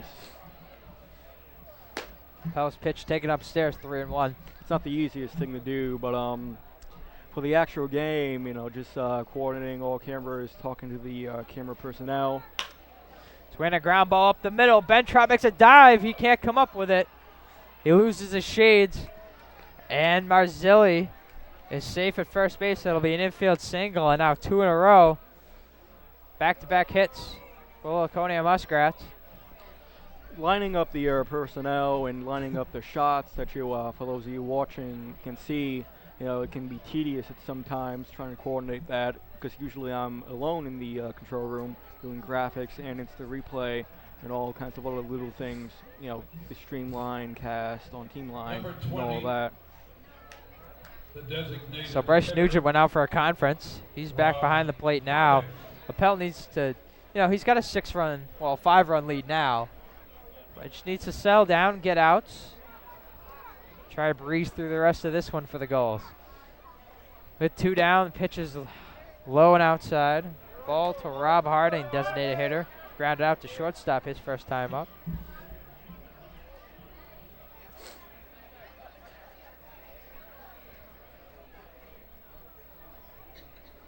So with 1 on, a 1-0 pitch is a ball outside. No, it didn't miss by much. That was very close. Had an interesting strike zone tonight. Much like Charlie Thiel's earlier. The same pronounced strike calls, but some pretty animated strikeouts tonight. A lot of unhappy batters as well, I'm sure. Rob Harding asked for time. Thomas's time out call was very animated. Just remember what happened earlier today. Harding, the victim of not getting a timeout, resulted in a balk. Swinging a ground ball, first base. Blow has it. He stabs it. He'll take it himself for the out. The side is retired. The no-hitter is broken up. Tom Lima, thank you very much for joining us here. Thank you for having me. Thank you very much, Tom. You do a great job. Keep up the great work. The no-hitter is gone. Mark Appel gives up a solo blast to John Polonius, and Laconia gets on the board. It's 6-1 Newport Gulls on the NECBL Broadcast Network.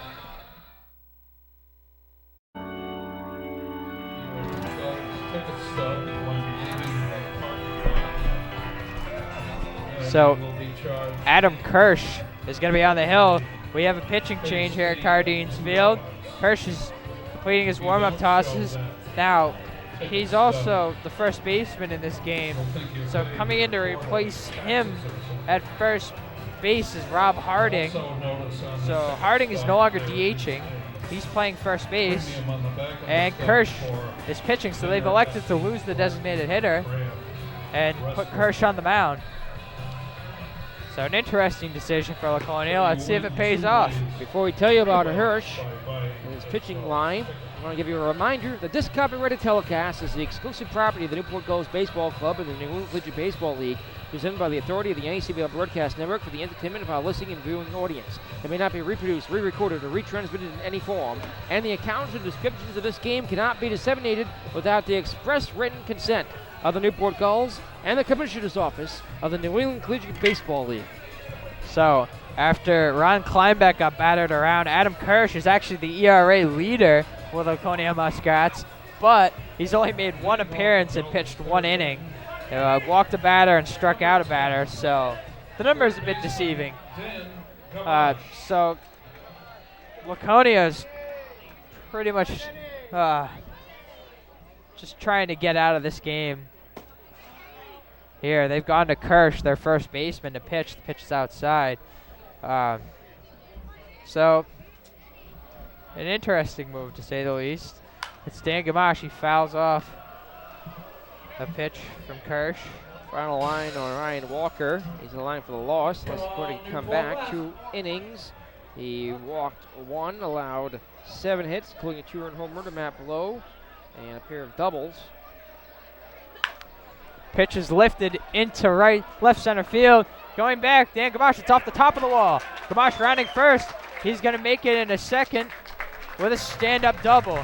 So the hits just keep on coming for the Newport Gulls. They are rolling in this one with a 5-run lead. So Gamache doubles, a wall ball double. Went off the JT's Lumber sign way out there. And we already have a conference at the mound. Finishing up the line on starting pitcher Ryan Walker, about 6 runs, all of them earned. Yeah, he really struggled out there. Did strike out 3. Number 27, the catcher. 3 runs in each of the first and second innings. One of them, of course, when Kyle Johnson stole home. Well, he certainly did not watch the batters. The pitch is high and outside. He didn't have a good you know, he never checked on Johnson, I don't believe once. I mean, he had to know the scouting report going in, I would assume. But just a tough game. Swing, and Nugent fouls it off, so Nugent to count 1-1 to him.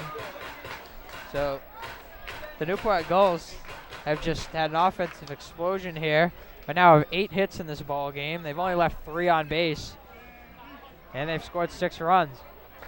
Bedford Bay Sox have been no hit now into the 6th inning. Wow. They trail North Shore 1-0.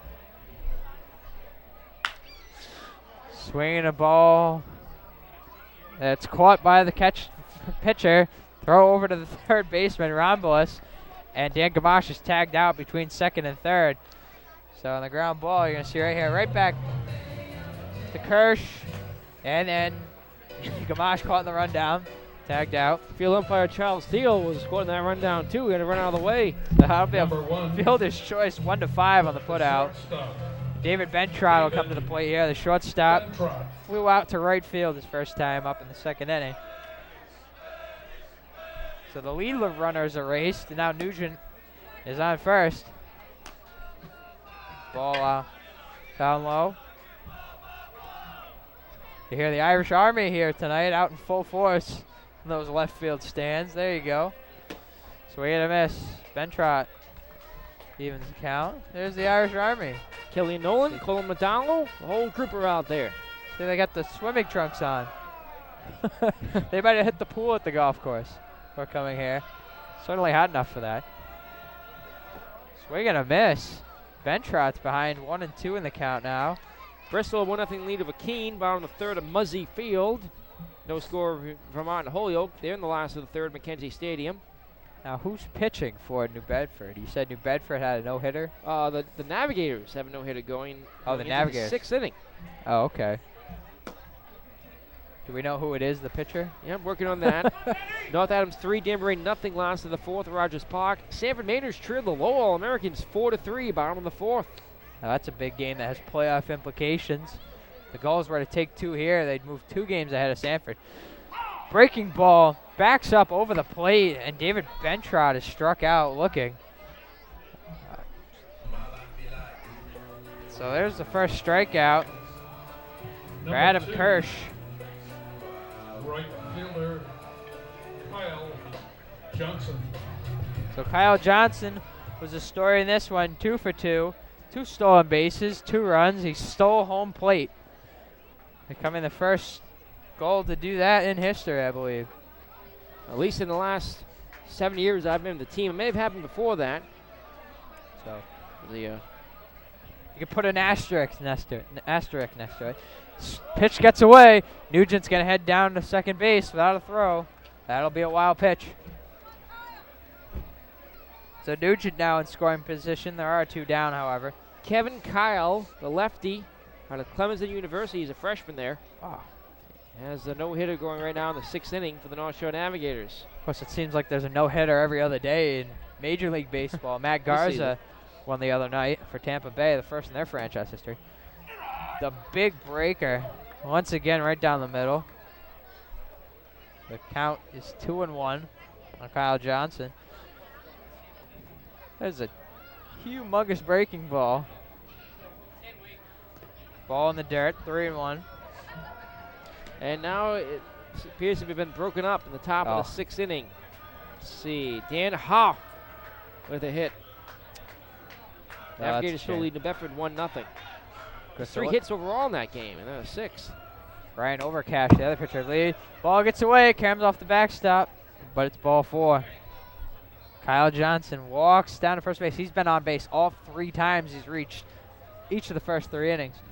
Of course, he reached twice earlier in game 1. He has 4 stolen bases on the day, including home plate. He has scored twice today. He has 3 hits on the day and now 2 walks. What a day for Kyle Johnson. And now Derek Legg, the RBI leader for the Newport Gulls this summer, surprisingly. The second baseman, working from the left side of the plate. With 2 on. Nugent a second. Pitches upstairs for a ball.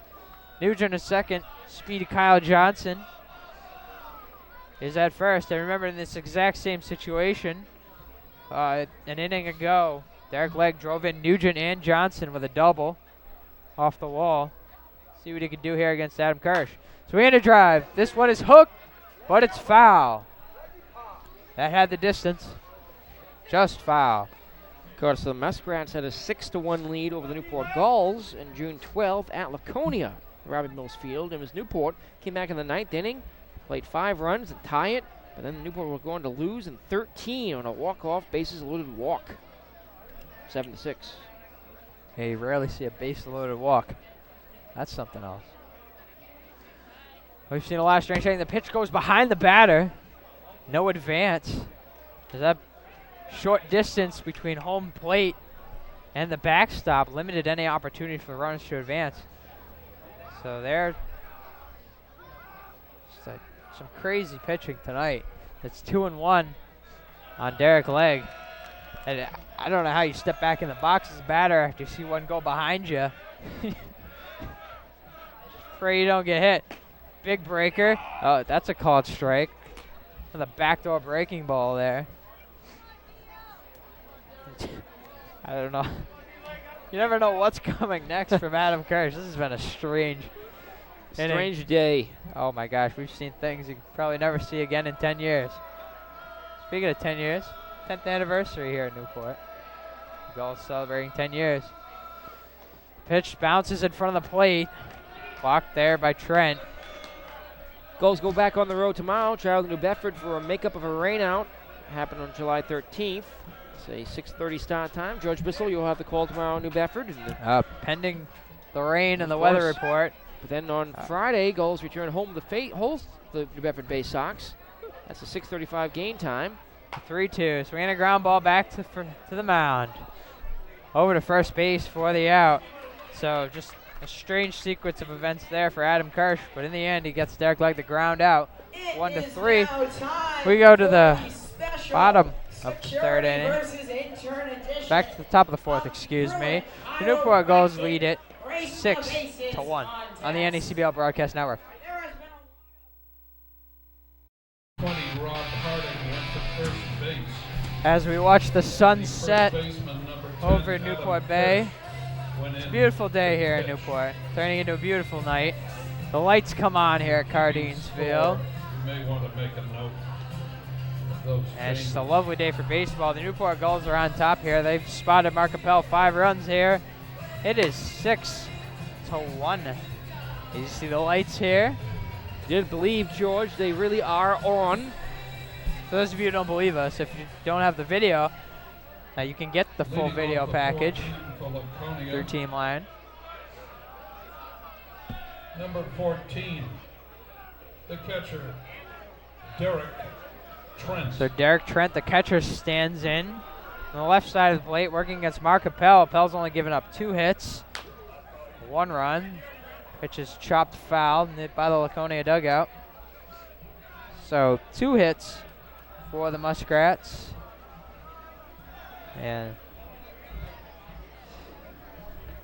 But one was a solo blast by the number 9 man, John Polonius. It's ball outside. 1-1 on Trent. Of course, in the whole history of the NECBL, there's never been one thing. Let's say no hitter. Not true. No? Gulls have had 2, in fact. Ah. Let's see. Been about a half a dozen no-hitters. Perfect game? Never been a perfect game. That's a rarity. There's very few in professional baseball. Ground ball, Legg dives, makes the play, throws from his back, and Trent is safe. So a diving stop by Derek Legg, ranging in his left. He had a heck of a play, but couldn't make the throw from his back in the outfield grass. He kind of just threw the ball up there and left it up to first baseman. Well, he had no Below to momentum. catch, but he had no choice. He was on his back. He had no momentum, just had to kind of let it go. Wasn't in time. Pat Epps, we had a 2-run blast off Pat Light in the first game. The Gulls storm back to win it 5-4. He stands in here, struck out looking against Appel in his first appearance. Struck out on a 1-2 pitch. That ball is way inside. Almost hits Epps' ball. So that'll be An infield single for Derek Trent, who reaches. Only the third hit allowed by Mark Capel. Checks over at Trent. Now working from the stretch. The pitch, swing and a miss. Might have been foul tipped into the mitt. There have been many no-hitters combined in the league. There have been 4 thrown by a single pitcher. Dan Jackson of Keene threw in 1998. That was a 7-inning game, like this one is here. Well, that would be the scenario to do it. Strike on the outside corner. Justin Parker of the Torrington Twisters did it in 2000 versus the Middletown Giants. Then, of course, Nick McCulley, famous Northampton Steeblecat, in 2007, did it against Manchester. And also in 07, Mike Thompson threw one against Holyoke. 1-2 pitch, swing and a miss. Strike 3. That's Mark Capel's second strikeout. That's the second time Pat Epps has gone down by way of the K. Well, Thompson did it for Holyoke versus Sanford. That is second strikeout now for Appel. So is that the answer? A perfect game? Perfect game. Yeah, okay. Not happened. That's incredible. Mark Appel, this seemed like the night to do it. Certainly had it working through the first 2. 7th inning. Going in a chopper. Blowfield throws over to Ben Trott. They get the lead runner Trent at second base, but the throw kind of pulled Ben Trott away from the bag. No chance to double up Lewis. So the fielder's choice will be 3-6. Of course, the record for strikeouts in the game held by Gulls Chase Reed versus Newport versus Torrington, July 4th, 2008, right here at Cardinals Field. Anthony Giacomini. And now it's Anthony Giacomini in the box. A right-handed hitter. Swings and fouls it straight back. There hasn't been an 8-game winner since 1995 when Jeff Taglienti of the Central Mass Collegians won 8. Gulls have had several 7-game winners. Well, it's tough to get 8 wins. You have to play almost the entire season or be extremely lucky. And very good, I must say. The 2 best pitchers as far as win percentage, Pat McInerney of the Gulls, 2006, and Tim Stauffer of Keene, 2001. They each went 7-0. Pitches inside. Backs Giacomini off the plate. Now, of course, Appel with a win here. If he had won that last tough luck loss when the Gulls didn't give him run support, he could have made a run of that record. He's going to be shut down along with Pat Light, Tony Bucciferro as well as they set the rotation. Swinging a pop-up. Mounted. Leg calls for it in foul territory, makes the play. And they're set down. So the leadoff single goes to waste. And they strand a runner at first base. So the side set down. The Newport Gulls lead it 6-1.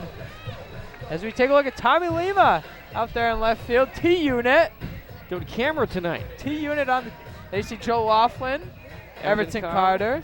Volunteer appreciation night. Camera people can, of course, join us here in the booth, but we get all of our cameramen busy out there tonight. Camera woman. They do a great job, this crew. Jason Jesnowski, the other one. As we saw Jay waving. There's Everton Carter and Joel Laughlin. Camera 1 and 2, and out in left field, camera 3 is Jason Jazanowski and Tommy Lima out there as well. There's those Irish fans. George, let's take it out. All right. So the Newport Gulls lead it 6-1. We'll be back for more on the NECBL Broadcast Network. So Adam Kirsch is out for his second inning in relief of the starter Ryan Walker, who got batted around for 6 runs in 2 innings. So Kirsch is able to hold the Gulls scoreless in his first inning of work. See if he can keep that going. Maybe Laconia can rally here, but appears highly doubtful. They only have 3 more innings to do it. The left fielder, Brandon Kelleher, will step into the box here. Take a look at the Irish guys dancing to Tub Thumper, a one-hit wonder. Brandon Kelleher's walk-up song. Big breaker, swing and a miss. And you talk about the NCBL record for saves in game 1 earlier today. Of course, Seth Simmons now has, what, 9? He's 9. Picked up his 9th. He'll be going for number 10 his next appearance. The record is 16, set by Mark Murray of the Vermont Mountaineers in 2006. Well, that is... I don't even know if that's mathematically possible the rest of the way. You'd have to pick up a save in every game the rest of the way, I believe, and I don't even think you can do that then. Swing and a miss again. No, it's not. He needs 7 more. There's only 5 games left. You have to pitch in every game. But still, Seth Simmons, what more can you say? He's having an outstanding year. In every situation, I've thrown him out there. He's been excellent. The 1-2. Swing and a ball fouled straight back in the on-deck circle. Zach Elgie scampers after it. How about Todd Incantalupo? 7 complete games for Danbury, 95. Dan Frederick from Mill City had 3 shutouts in 2003. The Mill City All-Americans. Going to grab ball caught by Kirsch on the mound. He stabs it as it's about to hit the ground. So there's one away. The old shoestring catch by the pitcher. They're going to get a Gulls eye view of that one from our home plate cam. What a stab. Number 21. So Kirsch, who threw a scoreless inning in his only other appearance of the season, continues to get it done somehow. He doesn't have overpowering stuff by any means. He's getting guys out. Pitch is high and inside. Zach Elgie fouled out first base and reached an error by third baseman Yakamine. So we get a foul ball. Oh, and popped out of the mitt of the catcher Trent. You know the league record for wins in the season belongs to the 2006 Gulls. They went 32-10. What does the league record for losses in the season belong to? And how many? Give you a hint. It was the Pittsfield Dukes. Ah, jeez. 36. 31 losses for Pittsfield 2005. 31. That's a lot. 31 and 11. That's a pretty stiff competition in the NECBL. There's usually the Newport Gulls than everybody else trying to keep up, though. Noticing that trend. Pitches upstairs. Ball 3, 3-1. This report's team ERA has fallen into below 2.5. But in 2006, plus the pitch. Pitch is in the dirt, ball 4. As you see a beach ball down the left field line hit third base coach Kevin Winter out as it came out of the stands. He was jumped out of his shoes. We've seen him stand still as fly balls, as line drives are rocketed by his head. I think that scared him more than anything all season. Of course, we don't want to have a beach ball delay here at Cardines Field. The Gulls pitching staff in 2006 from 32-10 and an ERA of 2.03 as a staff. That's astounding. Highest ERA, the 96 Waterbury Barons. Let me guess. 5.90. I was going to say 5.5. 5.5. Check on LG. He's safe. Central Mass Collegians in 96 had 20 complete games. 20. Sanford recorded 20 saves in 06. Pitch to Blow. He gives it a ride. This ball lifted deep out to her left center, and it's caught at the wall. Caught way out there by Ryan Lewis. LG forced to retreat. First base.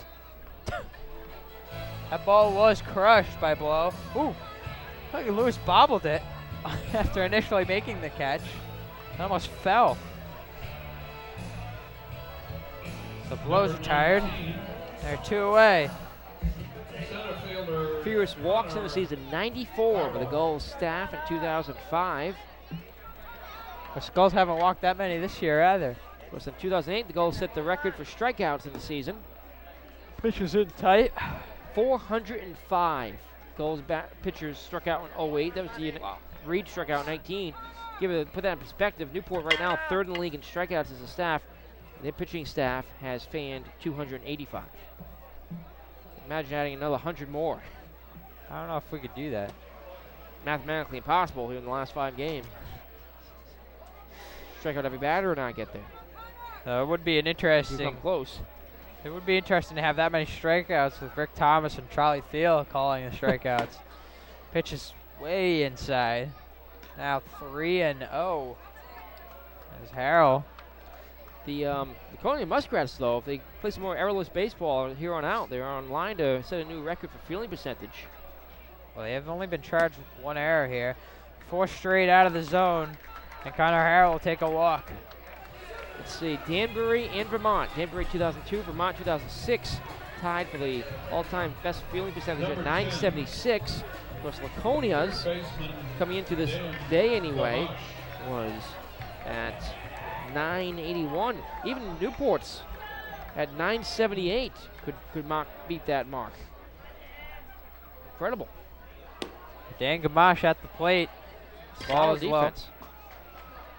There are 2 walks in the inning.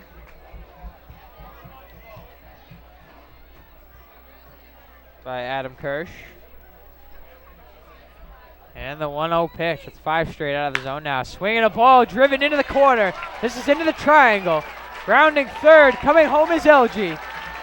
Grounding third. He's going to be waved home. It's Connor Harrell. He scores standing. And it's a stand-up double for Dan Gamache. He drives in 2 with the double. Give him 20 RBI in the season now as Dan Gamache gets his 2nd double of the ball game, his 3rd 2-base hit of this double header.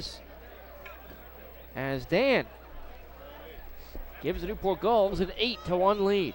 So with 2 outs, the 1-0 pitch is blasted into the triangle. And that's triple territory out there. As you see LG come across, and right after him is Harrell. And the Gulls now lead at 8-1. So that's only the first hit of the inning, but it plates 2 more runs. And this one is just getting out of hand now. The catcher, number 27, Bryce Nugent. Bryce Nugent singled. He takes a mighty cut at that one and misses.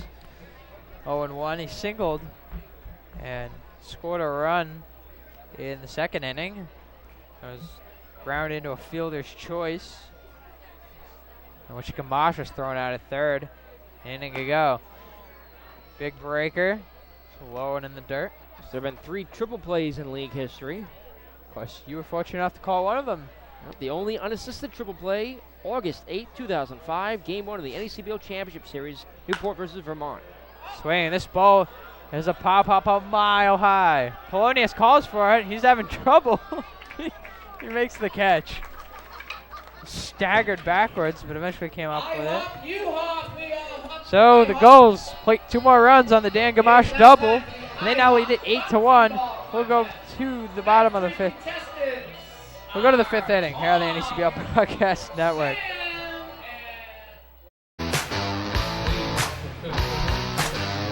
So the Newport Gulls have racked up 8 runs on 9 hits. They've only left 6 on base.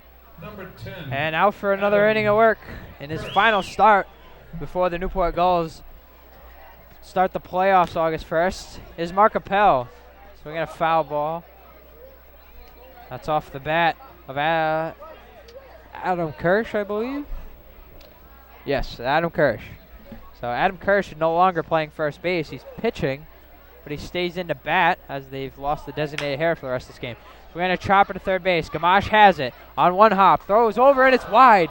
It gets away from Matt Blow. Backed up by Johnson. And that'll be... let's watch this. Yeah, I have to look at it on the replay one more time. Yeah, let's take another look. It was a close play at first base. Well, he had an adequate time to make the throw. Number 5, Ooh. third baseman. I think he would have been safe. That'll be an error That's on gonna be an error. Dan Gamache. The throw was a bit wide. He had enough time to record the out. Swing a ground ball, bounce, leg dives, it gets by him. That's a base hit, so back-to-back runners have reached for Laconia against Mark Appel here in the 4th inning. Well, Laconia is showing a little bit of offense now. How about some of the offensive records set in the league over the years? Of course, the highest batting average of all time, .429. Jim DeShane of the Torrington Twisters in 1997. So surprisingly, it's been the bottom of the order that Mark Appel's had trouble with. He's had no problem with the top. There's now 2 on, and John Polonius, who broke up the no-no for Mark Appel. He had a perfect. He was perfect through 2, and with 2 outs in the third, Polonius hit a solo shot to right field. Breaking balls outside. Best on base percentage, .526 by the Newport Gulls. Mike Tampson, 2008. Would not know that. Pitch is high and inside. That's really incredible OBP. Slugging percentage record, .722. Kyle Hankard slugged that for Newport in 05, his MVP season. Of course, we were able to meet Kyle Hankard, who was inducted in the Newport Gulls Hall of Fame. A mighty hack by Polonius. He comes up empty. 2-1. Lee Curtis of the Rhode Island Reds hitting 9 double plays in 2001. It's a league record. The Rhode Island Reds folded after that season. Swing and a miss. Strike 2. Then the River Point Royals started up. Mark Appel fell behind 2-0. He's come back to even the count. He's a strike away from getting a big out here in the 5th. He sets, working from the stretch. The pitch. Swing and a chopper. This one's foul. Well, Kyle Johnson now has 15 stolen bases on the season. Jason Mall of Middletown Giants in 97 stole 44. Well, Johnson was injured for a good portion of the season early on. He's out of the lineup. Quite a number of games, so numbers might be skewed. The 2-2, swing and a miss. Appel strikes him out. That's 3 strikeouts on the night. Big first out here in the 5th inning with runners at first and second. Polonius goes down swinging. And it's back to the top of the order once again. Evan Marzilli, who's 1 for 2, the center fielder. He popped up third baseman in the first and singled in the third after the solo shot by Polonius. Talk about how David Benchard has 7 hit by pitches in the season. Brendan Occasion for Lowell in 07 had 18. Winning ground ball, blow, he fields, he throws to second, and they get him. The fielder's choice. And now there are 2 outs. So that one will go 3-6. So 3-6 on the fielder's choice. It's a good play by first baseman Blow, because he may not have had a shot at the runner at first base, and his only real shot is go to second base, and they do get one of those lead runners. Yeah, for an average fielder, Matt Blow, that was a great play. What a throw. So now there are 2 away for Mark Appel, and trying to hold the Muskrats off the board. He has a 7-run lead as the Gulls are on top, 8-1. Check on the runner. Marzilli at first base. Of course, Tom Rombolus. Now, Adam Kirsch, the pitcher, is over at third base. He reached on an E5 to start the inning. Swing and a miss. Rob Harding, who was the designated hitter, he's over at first now.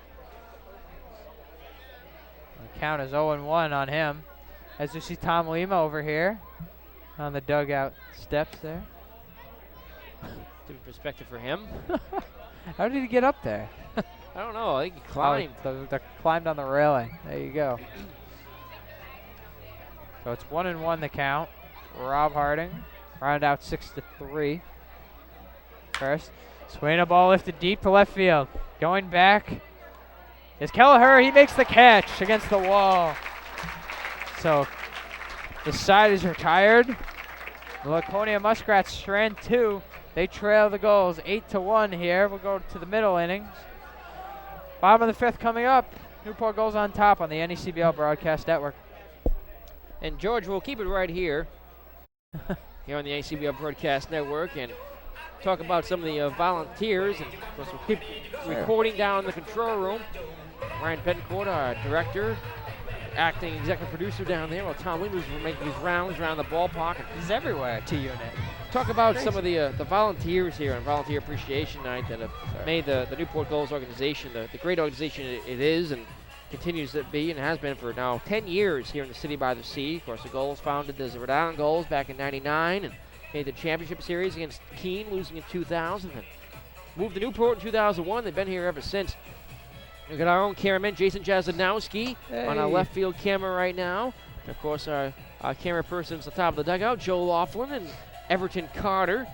And Tom Lima, our executive producer, Ryan Pencourt in the control room. I'm McLeamer, joined by George Bissell, Josh Leibowitz, our official scorer and statistician here with us in the press box. But some other people have really made a incredible impact over the game day operations staff. People like Dono Hanley, our 9-year public address announcer. Al Wiseman, who's been the scoreboard operator here for the better part of the 10 seasons here in Newport, has hardly missed a game. The game day staff like Robert and Teddy Capitalupo, who make the advertising announcements and run the in-between games and contests, they do an outstanding job. Christine Hedrickson, who's the Director of Public Relations for the Newport Gulls, she has been an instrumental part, also working with Salve Regina University, where she has a role there. And then you got Teddy and Jacob Vood, who help out in game day operations. Jacob, who helps us out here in the media crew. And Peter Martins, Rhode Island State representative, and always pushes for the Gulls, and everyone he meets, and he's often here at the games in neighbor Cardines Field, walks over and loves to be part of the Newport Gulls baseball staff as we go here to the last of the fifth. George? Thank you very much, Nick. That sound can only mean one thing. David Bentrot, the number 9 man, flied out to right field and struck out looking in the third. Is 0 for 2 tonight. The new pitcher on the hill is the right fielder, Pat Epps. So Adam Kirsch has gone out to play right field, as it's another one out of the strike zone. So 2-0 to Bentrot. So Epps is on the mound, and Kirsch is in right field. So they've essentially flip-flopped. Pitch almost hits David Bentrot. Now another interesting note, another puzzling Laconia decision here. Pat Epps is scheduled to be the game starter tomorrow for Laconia. He's no longer going to start tomorrow, it looks like, as he takes 4 pitches out of the zone. Bentrot walks. So just puzzling things we've seen from Laconia tonight. You can't really understand the logic here. They're on the verge of falling out of postseason contention right now. They need wins, and maybe they're just hoping they get those wins in their last few games of the season. They are now, let's see, this is their 38th game. They have 4 games remaining, so maybe they have one against New Bedford or something and want to look to see if they can try and get the wins that way. It's just puzzling. Some of these moves just don't make a whole lot of sense. Maybe there's a reason. We don't know what it is, though. Ball bounces. No advance by Bentrot. You know what the record is for most hits in a game by one player? 7. 8. 8. Lance Koning, second baseman for the Middletown Giants on July 6, 2002 at ECSU, Tides Field. He went 8 for 8, 2 runs scored. That was an 18-inning contest. Ball high, it's 2-1. Which the Giants scored 3 runs in the top of the 18th to win 5-2. 18 innings. They out-hit Thread the City longest? 13-9. He had 8 of their 13 hits. Swinging a pop-up. This one's foul territory. Coming over. Nobody's going to get it. It falls by the scoreboard. It's a long strike, too. Now, I want to ask Nick, what is the record for the longest game in NECBL history? That may, in fact, be it. I'm not exactly sure, but that 18-inning game that's took a 5 lot. hours, 20 minutes to play. Oh. And Brian Sanders, in the 7th inning of that game, had a base hit to right. He was ruled out and then ejected for having an illegal bat with an inlay in it. Ball in the dirt. Nice save there. And also, Mike Greco, in the 9th inning of that game, he had a double. He was ejected due to excess pine tar. 2 players ejected in that game. What a wild game that was. Swinging a high fly ball. Treating now under as Marzilli. He makes the catch. And there's 1 out in the inning. Bentrot goes back to first base. What a wild game that could have been in 2002 when Thread City faced Middletown. So, of course, the Tides. Gabriel Rio picked up the win. That's something else. I had a question about that game. Were there any offers in that game? Oh, yeah. Well, like 0 for 7? Yep. Wow. There was an 0 for 7. Oh, there you go, right there. Alex Taylor, 0 for 7. There was more than one. Because the Giants had 13 hits. The Tides had 9 hits. You're talking about 18 innings. That's incredible. So there's a ball in the dirt. A leg went, so it's strike one on Derek Legg, second baseman. He's walked, stole 2 bases, scored a run, picked up 2 RBIs on a double, came around to score in the second, then grounded it out to the pitcher. That's strike 2. That was a huge breaker there by Epps. That thing fell off the table into the strike zone. So how many doubles does Zach Elgie have now? 11? 11. Needs 5 more to tie Devery Vanderkeer and Matt Adams. Vanderkeer of North Adams, 2006, So. and Matt Adams of Pittsfield, 08. They had 16. I have some good news for you, Nick Lima. Well, we have tonight's Very good attendance. news. I'll let you announce this one. I was balling the George. dirt. So the attendance tonight here at Cardines Field, a good crowd on hand, 2,299. That's 2299. 2299. The attendance. I'll read it again. So we had a miss. Derek Legg goes down by way of the K. It looked like he got caught off speed there. A wild hack. He missed that one. 2 down. 2 players had 2 grand slams in the regular season. That was Kana Aubrey and Eric Wingarden of Newport. In their first season here at Cardines Field, 2001, they each had 2 grand slams. Wow. Of course, Scott Brown had a grand slam in the regular season and the one in the postseason in 05. Pitched outside. Look at the plane going by.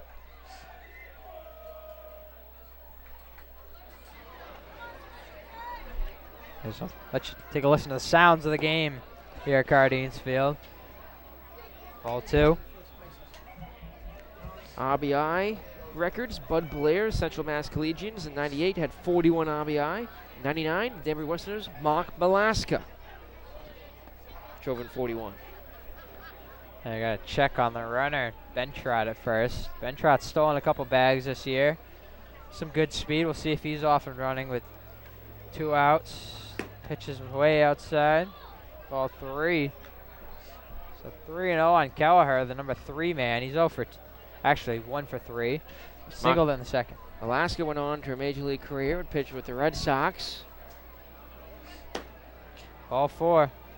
Kelleher takes a walk, and he's been on base 2 of the 4 times he's been up tonight. The offensive explosions and doubleheaders continue for the Newport Gulls. Number 21. Issued now 5 walks in the ball game. Hitter, Zach Elgie. So Zach Elgie is the batter. Check that, 6 walks. Elgie tonight is 0 for 1. He's reached on an error and walked and fouled out to the first baseman. That was back when Kirsch was in the game at first base. The ACBL home run record, 14 in one season. It's been done by 2 players, Gil Bachman of Keene, 98, and Aaron Ferrer of the Rhode Island Reds, also 98. That's been a fun home run race to watch. Sammy Sosa, shades of Sosa and McGuire. Jeez. Of course, those names forever tainted. Ball low. LG. And Epps has not had great command of his pitches. He's walked 2 this inning. And has gone to 3 balls 3 times. Ball outside again. So that's 6 straight out of the zone. So 3-0 Navigators. They lead the Bay Sox. They go to the bottom of the 7th now. They've out hit New Bedford 4-2. That's probably the only good news for Laconia tonight is that New Bedford didn't pick up a game on them. Pitch from Epps, cut on and missed by LG. So it's 2-1.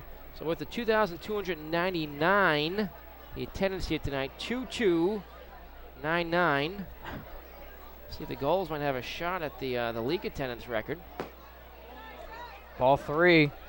That was in tight. 3-1 to LG.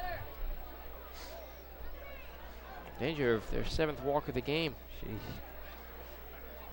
Epps working from the stretch. The righty, he kicks, he deals. It's fouled off by LG. That'll run the count full. Better call. Wow. Terrific. So the season attendance right now for the Newport Gulls is is 40,032. The runners go. Swinging a fisted ground ball.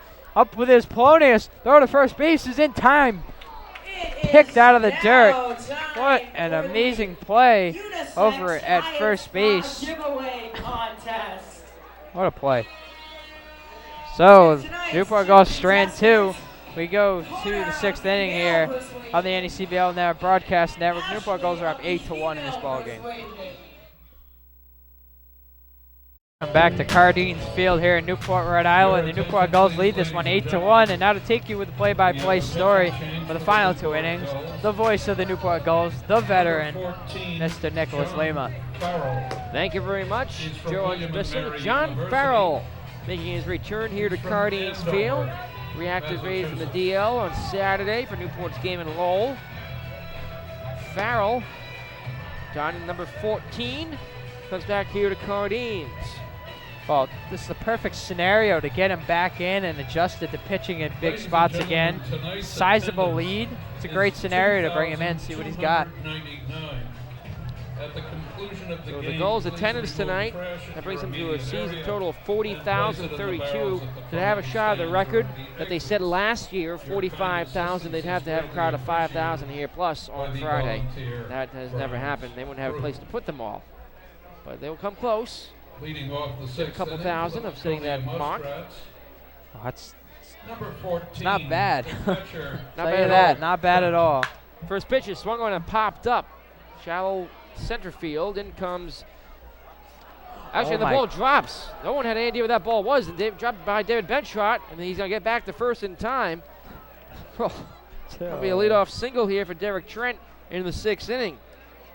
David Bentrot lost it in the lights, and it falls a couple feet to the left of him. I don't think he ever saw it.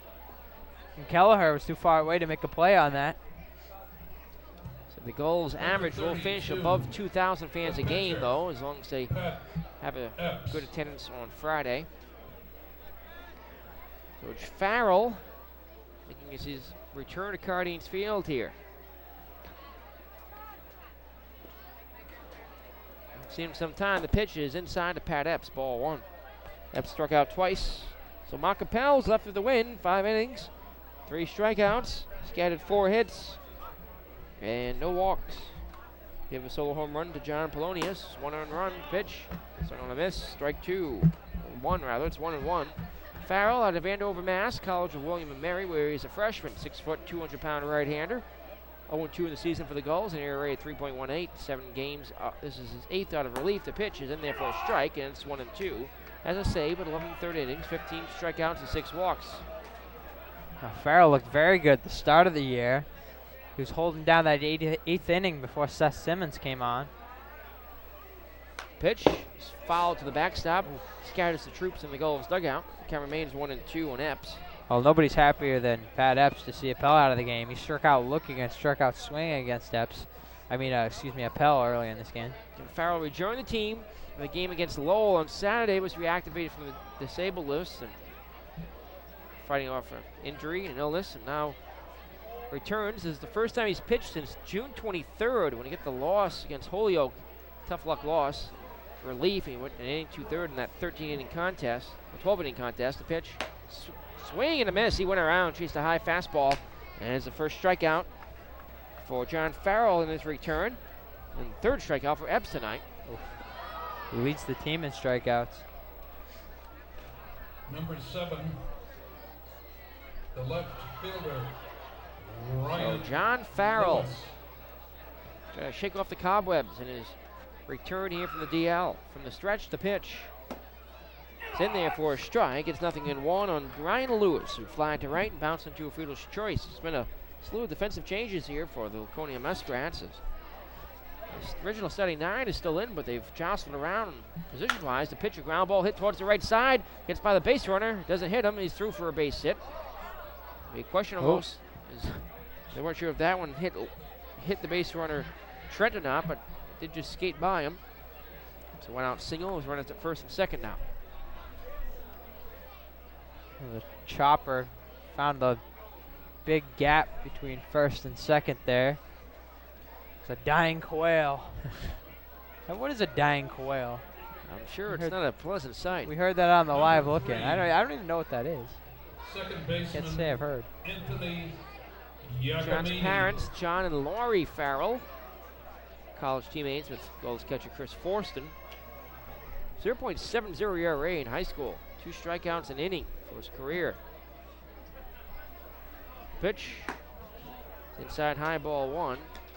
The strikeout phenom took part in a pair of prestigious national summer showcase events at the 2009 Area Code Games in Long Beach, California, and the East Coast Pro in Fort Myers. Pitch is fouled off down the right side and out of play. Well, that's some interesting news. I'll have to ask John about all that. We haven't seen him in a long time. Yeah, since It's June been 23rd. a month. Yeah, over a month. For William and Mary this spring was 3-3 in ERA 3.99, 6 saves. Struck out 56 batters in 38 and a third innings. He's certainly got the lights out stuff you need to be an effective late reliever. And can you imagine with him added into the bullpen, the way the bullpen has been all season? Well, he's essentially going to replace Eric Eddington, who they're moving into the starting rotation. He'll start tomorrow. 1-1 is lined right at the second base, and he'll step in the bag. In time, double play. Derek Legg with an unassisted double play ends it here in the 6th inning. Well, John Farrell has returned from the DL, gives up a pair of singles, strikes out 1, and gets a double play from Derek Legg to end the inning as Legg made the catch and stepped on the bag for the outs that retire the side. We're through 5.5 here from Cardines Field. Let's send it over to the players in the dugout. Take you through Love Is Gone, the new tradition here at Cardines.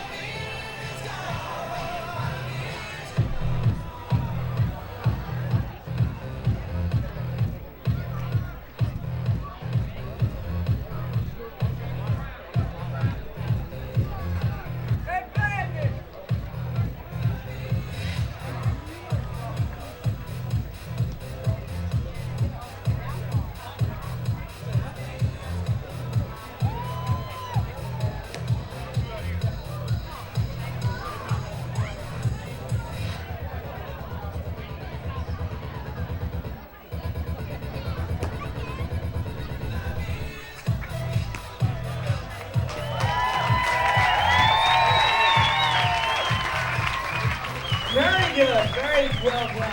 Tonight's Newport 50-50 Gulls raffle is benefiting players and Gully and Bat Boys along their dugout once again impress the crowd here with their new tradition of Love Is Gone. As they go to the last of the 6th here at Cardines Field here in Newport. Newport Gulls lead it 8-1. It's been a wild game. We've seen Kyle Johnson steal home.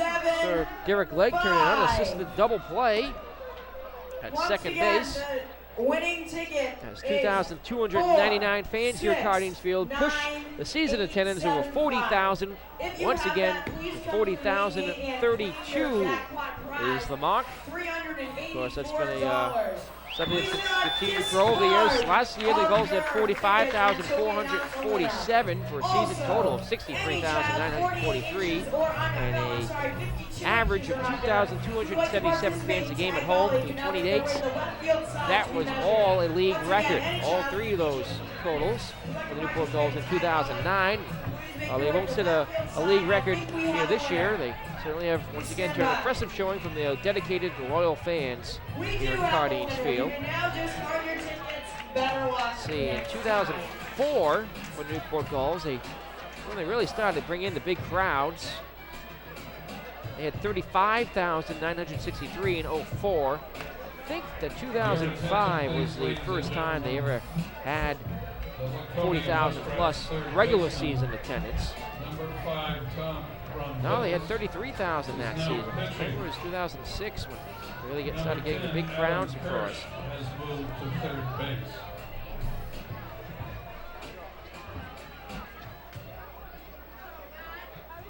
As it was, 42,424 set the league record back in 06, and they've upped it ever since then. 40,000 fans a season ever since the 2006 season for Newport Gulls, and they once again passed that mark here in 2010. The pitch is swung on, driven down the left field line, but foul and out of play. Matt Blow is 1 for 3 tonight as a 2-run bomb, strikeout, and he flied to left. New pitcher on the mound for the Laconia Muskrats here in the 6th inning. Let's see. It is Tom Romulus. So becomes the 3rd position player to pitch in this game. So merry-go-round out there tonight. The 1-2, slow and away. Blow hit a 2-run homer to right field in the 1st inning, struck out and fly to left. 2-2, swing and a high, towering drive into center field, but in comes the center fielder. There is Marzilli to make the catch for out number 1. Blow got a lot of that one, but he got under it. That's the first out here in the 6th. So Tom Romulus enters the game to pitch here. Let's see, has he even appeared before? No, he has not. Number 19. So Romulus replaces Pat Epps, who started the game in right field. Romulus was the 3rd baseman, so defensive changes continue here. The pitch is high for ball 1. We'll get George Bissell working on the defensive changes as Tom Romulus enters the game to pitch here. Harrell's doubled, walked, and lined to 3rd. Scored the pitch, swing and a miss, strike 1. Newport has had a season total of attendance of 40,000 fans plus every year now since 2006. The pitch, swing and a miss.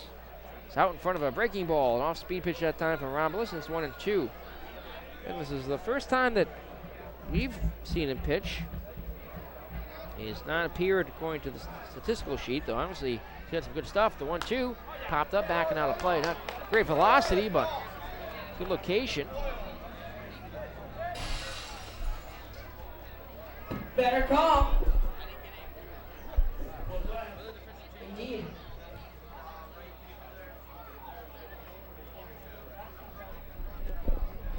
The pitch just a little bit high, ball 2. It's 2-2 on Harrell. So Romulus takes over on the mound.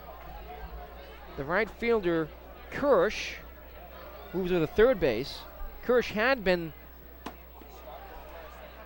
the 1st baseman, so he's Kirsch so far has played first base, he's pitched, he's played in right field and 3rd base. That's 5 positions now for Kirsch as Harrell goes down on strikes. 3rd baseman, Dan Gamache. Swinging. It's out number 2. Here's Dan Gamache, who's 2 for 3, a double and a 2-run double, and struck out. The pitch. It's up and away, ball 1. So Kirsch goes to 3rd base, Romulus to the mound, and Pat Epps, who had been pitching, goes back to right field. Ready to start the game. Pitch is up and away. 2-0. On Gamache, who's patient at the plate, has 12 walks on the season. Newport Gulls lead it here 8-1 in the 6th inning. Batting for perhaps the last time this game. The pitch, swing and a miss, strike 1. 2-1 in the count. An interesting day here for Newport. Came from behind after trailing 3-0 and then 4-2 in game 1 of the doubleheader to win it 5-4 in 7 innings. A 2-1 pitch. Swinging a high drive to right field deep, way back, and you can forget about it. A home run for Dan Gamache. His 3rd of the season, his 1st at home, and the Newport Gulls lead it 9-1. Gamache's 3rd extra base hit of the day gives the Gulls a 9-1 lead. That's 21 RBI in the season now for Gamache, who's chasing Derek Legg now for the team lead.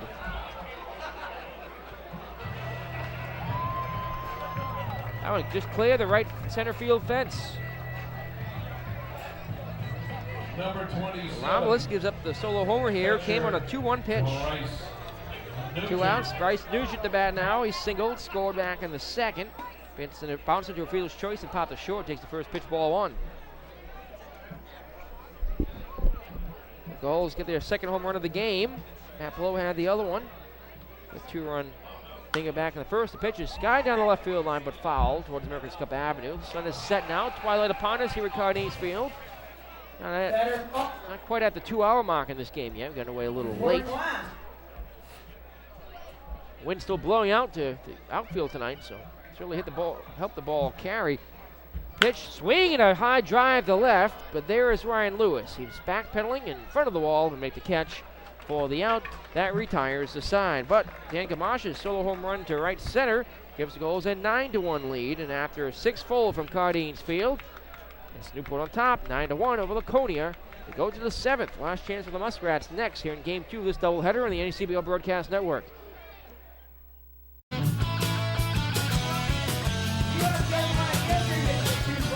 Had the gully wrapping up here at Cardines Field. We go to the 7th inning.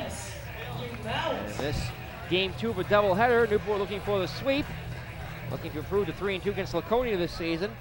And looking to retain their lead and solidify it atop the NECBL Eastern Division. They took a half-game advantage over North Shore with the win earlier today over Laconia. Well, now we up to Gardner Lever here in the 7th inning. He places John Farrell, who had a strong return from the Sable list. Struck out one, got a key double play ball, a pair of singles. I'm Nick Lima, joined by George Bissell here on Volunteer Appreciation Night. Closer for the Newport Gulls. The Newport Gulls look to roll past Laconia here in this doubleheader. Come from behind victory, 5-4 in Game 1. Here they lead it 9-1 in the nightcap. Montauk, New York. Gardner Lever enters the game here. All the defensive changes for Newport. Face off against the bottom of the order for the Laconia Muskrats. Laconia in danger of dropping to 17-21 and falling out of 4th place for the first time in a couple weeks. Muskrats fighting now with New Bedford for that last playoff spot. They're tied now, and we'll have a full update of scores around the NECBL in our post-game show. I can tell you for now that the New Bedford Bay Sox are trailing the North Shore Navigators 3-0. So if that score holds, then Laconia and New Bedford will be knotted for that spot.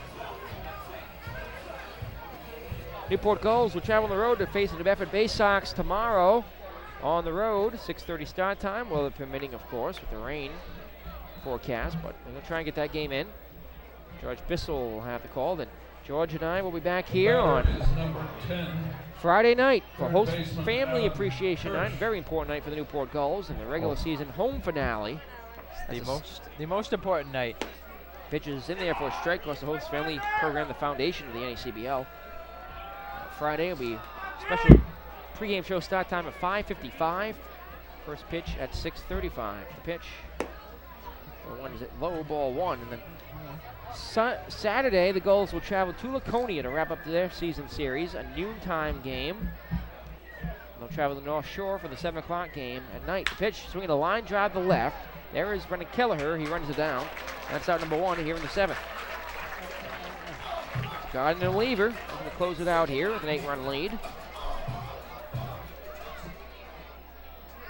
Lever 0-2, 16 and 3rd innings, 7 runs, 6 earned, 8 hits, 15 walks, and 20 strikeouts. ERA 3.31. This is his number 5, 13th relief appearance out of the bullpen. Rombelis. Here's Rombelis, who's 1 for 2. The pitch is fouled to the screen, shakes up our backstop carrying position. Volunteer Appreciation Night. Goals honoring many made Newport Gulls organization as successful as it is. The Ticket Boot staff, Jerry Espinola, Teresa McGinnis, Ronnie Probert, Fran Lombardi, Betty Espinola, Judy Tucker, Matt Gill, and Annie Schomburg. 1-1 now the count on Rombelis. The grounds crew, Hunter Bolsh, Everett Collins, Chris Paver, general manager's son, Jake Lyman, Joe Stewart, Matt Olafsson. This pitch is cut on a miss for strike 2. Rick Lombardi, the head groundskeeper, and the grounds crew chief, Dennis Hauk. Security staff, Ed Botello, Tom Gemp, Dave Wamley, long time fan of the Gulls. As 1-2 is swung on, a ground ball to second. Leg stabs it. Double clutches, throws to first in time for the inning's second out, and the Muskrats are down to the last out. Josh DeSantis and Chris Wynock wrapping up the security staff, and David Wambler, one of our biggest fans here on the broadcast. He loves tuning into our game. The souvenir booth staffs, Grace Eng, Lauren Beluski, Marlena Casarella, Emily Beck, and Tara Lombardi. Head trainer Norm Provers. Team photographers Melissa Paver, Jed Melise. Military liaison Sean Parsons. Game day operations staff Christine Hendrickens. The pitcher's in there for a strike on John Polonius, who homered and struck out and had a solo shot on a 2-0 pitch back in the third. 2 outs are here in the 7th. From the stretch, Lever's pitch. Ground ball to third, but foul. It's 0-2, and they're down to the strike. Rest of the game day operations staff, Robert Capitallupo, Teddy Voot, Peter Martin, Sam Glynn. Assistant general manager, Al Wiseman, Donald Hanley, to our left here in the press box, or Josh Leibowitz. The 0-2 pitch, swing and a miss, and he just foul tipped it. Oh, he just got a piece of that one to stay alive. Of course, the interns, Ashley Almeida, Alex Murray, Lucy Needham, Connor Elliott, Hannah Blatt, Jesse Mills, Katie Brown, Richard Miranda, and our own Josh Leibowitz here with us in the broadcast booth. Well, 50 volunteers make the Gulls possible. 0-2 pitch, swing and pop up to the right side, and he just does stay alive. Evan Marzilli on deck, but it's a 9-1 lead for Newport. We're here in the 7th, game 2 for doubleheader. The Gulls looking for the sweep. Lever from the stretch. The 0-2 pitch. A little bit low, ball 1. Gulls again go back on the road tomorrow to face New Bedford. Host New Bedford Friday. They'll play North Shore and Laconia on Saturday. The 1-2 delivery, swing and a miss. He struck him out, and this one's over. The Newport Gulls defeat the Laconia Muskrats here at Cardines Field. The final score here in Game 2 of the doubleheader, the Newport Gulls 9 and the Laconia Muskrats 1. Newport sweeps the Twin Belling, and for the moment, have a 1-game lead over the North Shore Navigators for first place in the NECBL Eastern Division. So their score stands, there will still be a half a game before this night is over. So the Gulls have retaken first place in the East, and for the 10th season here at Cardines Field, the Newport Gulls are going to postseason play. Newport locks up a playoff berth with this doubleheader sweep over the Laconia Muskrats. The postgame report starts next here on the NECBL Broadcast Network.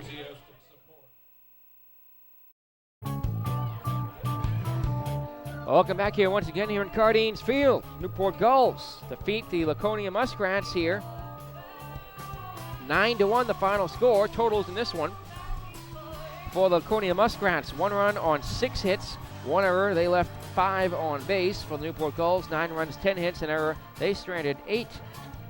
The starting pitchers in this game were the pitchers of record. For the Laconia Muskrats, Ryan Walker went just 2 innings, allowed 6 earned runs, 7 hits, a walk, and 3 strikeouts, allowed a home run. He falls to 0-2 with the loss. Mark Appel becomes the first 6-game winner in the NECBL Eastern Division. He went 5 strong innings, an earned run, 4 hits, no walks, 3 strikeouts, a home run allowed, a solo shot, and the playoff tune-up. Proves to 6-1 with the win, and becomes the first pitcher in the NECBL East to get to the 6-win mark, the 3rd in the league. There are 3 home runs in this game. Polonius hit one in the 3rd inning. That was his first of the year. Matt Blow hit his 3rd homer. That came in the 1st. It was a 2-run bomb. And Dan Gamache hit his 3rd homer. That came in the 6th inning. It was a solo shot to right field. The game took 2 hours and 6 minutes to play. Was watched by a crowd of 2,299, pushing the Gulls' season attendance now to 40,032. Once again, the Gulls crossed the 40,000 mark in attendance. And the Gulls roll past the Muskrats here, sweeping the doubleheader, 5-4 in Game 1, and 9-1 here in the nightcap. So Newport leads the season series now 3-2. Final game of the series coming up on Saturday, a noontime game. The Gulls make up the rainout in Laconia, the rainout of July 21st. Before that, of course, Newport will face New Bedford on the road tomorrow. That's a 6:30 start time. David Palms, the scheduled starter for the Newport Gulls. Newport returns home here at Cardines Field on Wednesday. We'll have pregame show at 5:55 for host-friendly appreciation night. First pitch at 6:35. Can the Gulls wrap up the regular season on Saturday, travel to Laconia for noon, and face the North Shore Navigators on the road at 7 o'clock on Saturday night. Should have an off day Sunday unless a makeup is scheduled. And then playoffs will begin on Monday. The only question will begin at home or on the road. Right now, they'll begin at home for Newport. They can finish first or second in the division. as the Newport Gulls now for the 10th straight year since moving to Newport will move on to postseason competition. Newport Gulls winning here tonight, 9-1 the final score. We'll be back with out-of-town scores next on the ACBL Broadcast Network. And then have to be joined by Kyle Johnson in our player of the game interview.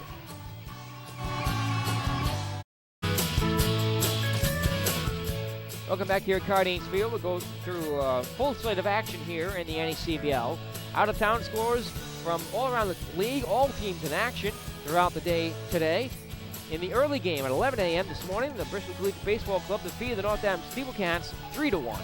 The Lowell All-Americans had their 5-game winning streak snapped. They fell to the Holyoke Blue Sox, who had their 5-game losing streak snapped. 13-4 the final score at Mackenzie Stadium in the noontime game. In game 1 of this doubleheader, Newport Gulls came from behind. They had a 3-0 deficit and a 4-2 deficit, rather. They came from behind to defeat the Laconia Muskrats 5-4. Elsewhere around the league, still several games in action. This game now the only night game final. Of course, your final here, Gulls 9 and Muskrats 1-7. They go to the top of the ninth at Frazier Field. The Bay Sox are on the board, but they still trail the North Shore Navigators now 3-1. Bottom of the 8th at Goodall Park, Lowell Americans jumped out to a 5-4 lead over the Sanford Mainers. A game which Sanford had led for much of the way. They're in the bottom of the 8th. So Lowell trying to hang on there as their playoff hopes still kept alive. North Adams Steelcats with the Danbury Westerners 5-0 top of the 8th inning.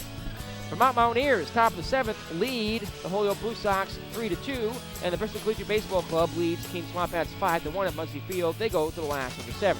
One more time, your final here, the Newport Gulls 9 and Laconia Muskrats 1. George Bissell, Kyle Johnson, and I will be down the field. Our player of the game interview next on the ACBL Broadcast Network.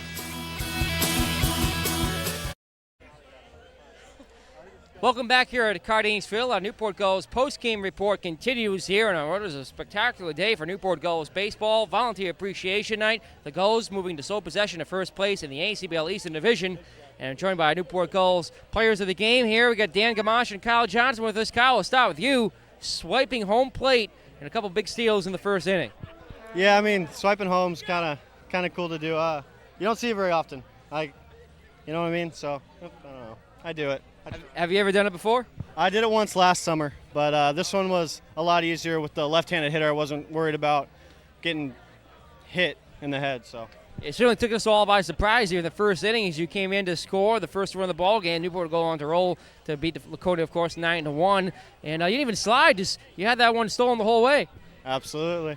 I mean, I got a good read. The batter before, I was kind of. Here comes Derek Legg with the shaving cream, unsuccessfully getting Kyle Johnson and Dan Gamache here, though. I think you got Dan a little bit on the cap. Yeah. So George Bissell, pass it over to you. I think that's the first time anybody's avoided Derek. He's usually pretty good. But I want to start with you, Kyle. What was running through your mind? It was the perfect storm. You got a great jump, left-handed pitcher on the mound. But you know you were going the whole way. Oh! And that's Seth Simmons. Never rule out the X Factor. Seth Simmons. You know you had it the whole way? Oh, yeah. The batter before, I was kind of getting a read on, seeing how far I could get down the line. And I got about halfway, and he wasn't even looking at me. So I decided if LG got out, I'd go for it with 2 outs. So it just worked out. 2 for 3 with a walk. You really turned it on offensively. What was the key for you today? Trying to get the ball away, try to hit it away, see it as deep as I could. It's really what you got to do. So I feel bad now. Turn to you, Dan. Dan, you had a heck of a game too. You had a solo shot there to add an insurance run late in the ball game. I saw you swing and miss a bunch of times, but it seems like you always make great contact when you need to. Is that kind of the key to your approach at the plate? Yeah, I was laughing after I swung and missed at the 68-mile-per-hour fastball from the last kid throwing, but I was trying to make contact to put the ball in play. You knew it was gone the minute you hit it? No. It's a tricky part of the park, and, I mean, that's probably not gone anywhere else except for Cardines. It's a great game today, Dan. You and Kyle as well. You avoided the shaving cream for the most part. I don't know where it's at right now. Kyle got hit worse than you did. Oh, yeah, definitely. All right, I'll turn it back to you, Nick. So, Dan, of course, you're a native Rhode Islander, and I think we had you on the postgame show a couple of times now, right? Yeah, that's my second time. It's great to be here. So, how can I imagine, how does it feel playing from this home state crowd and a field that you're so familiar with, being part of the Gulls organization since you were a kid? Oh, it's awesome. I had my brother's whole Legion team was here today watching, so that was pretty cool. It's good to get them here.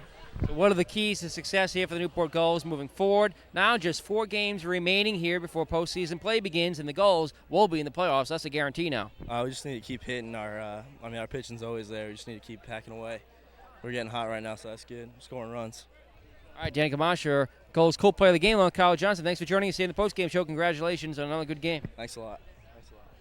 We'll be back in a moment here with another interview and Volunteer Appreciation Night next on the ACBL Broadcast Network. Welcome back here at Cardines Field. Post-game report continues here on Volunteer Appreciation Night. Joined now by a Gulls volunteer, Teddy Voot. Teddy, thanks for joining us.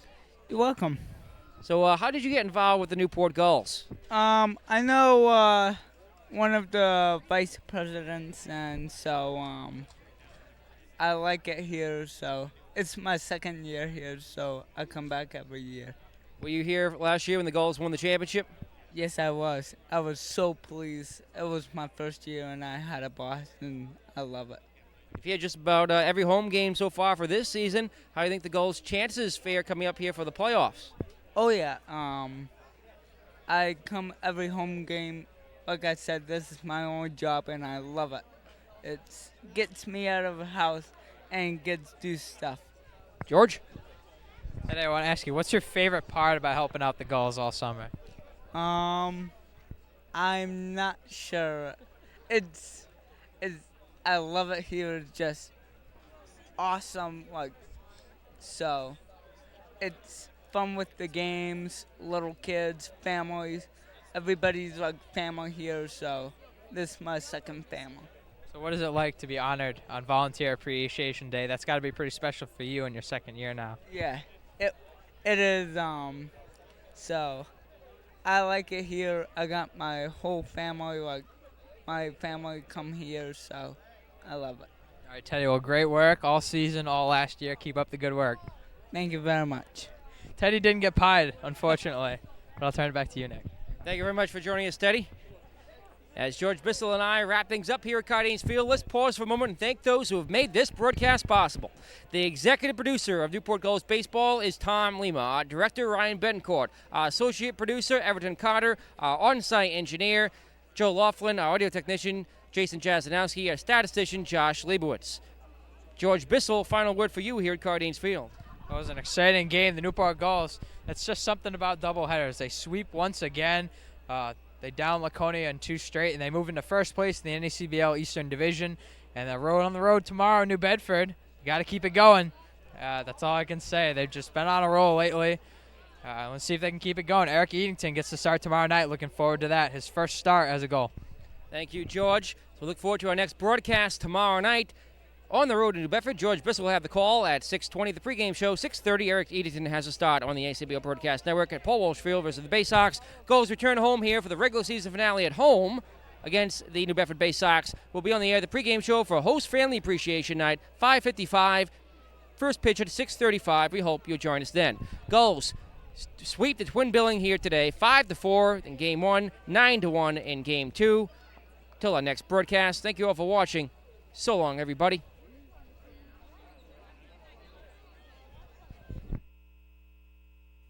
Thank you.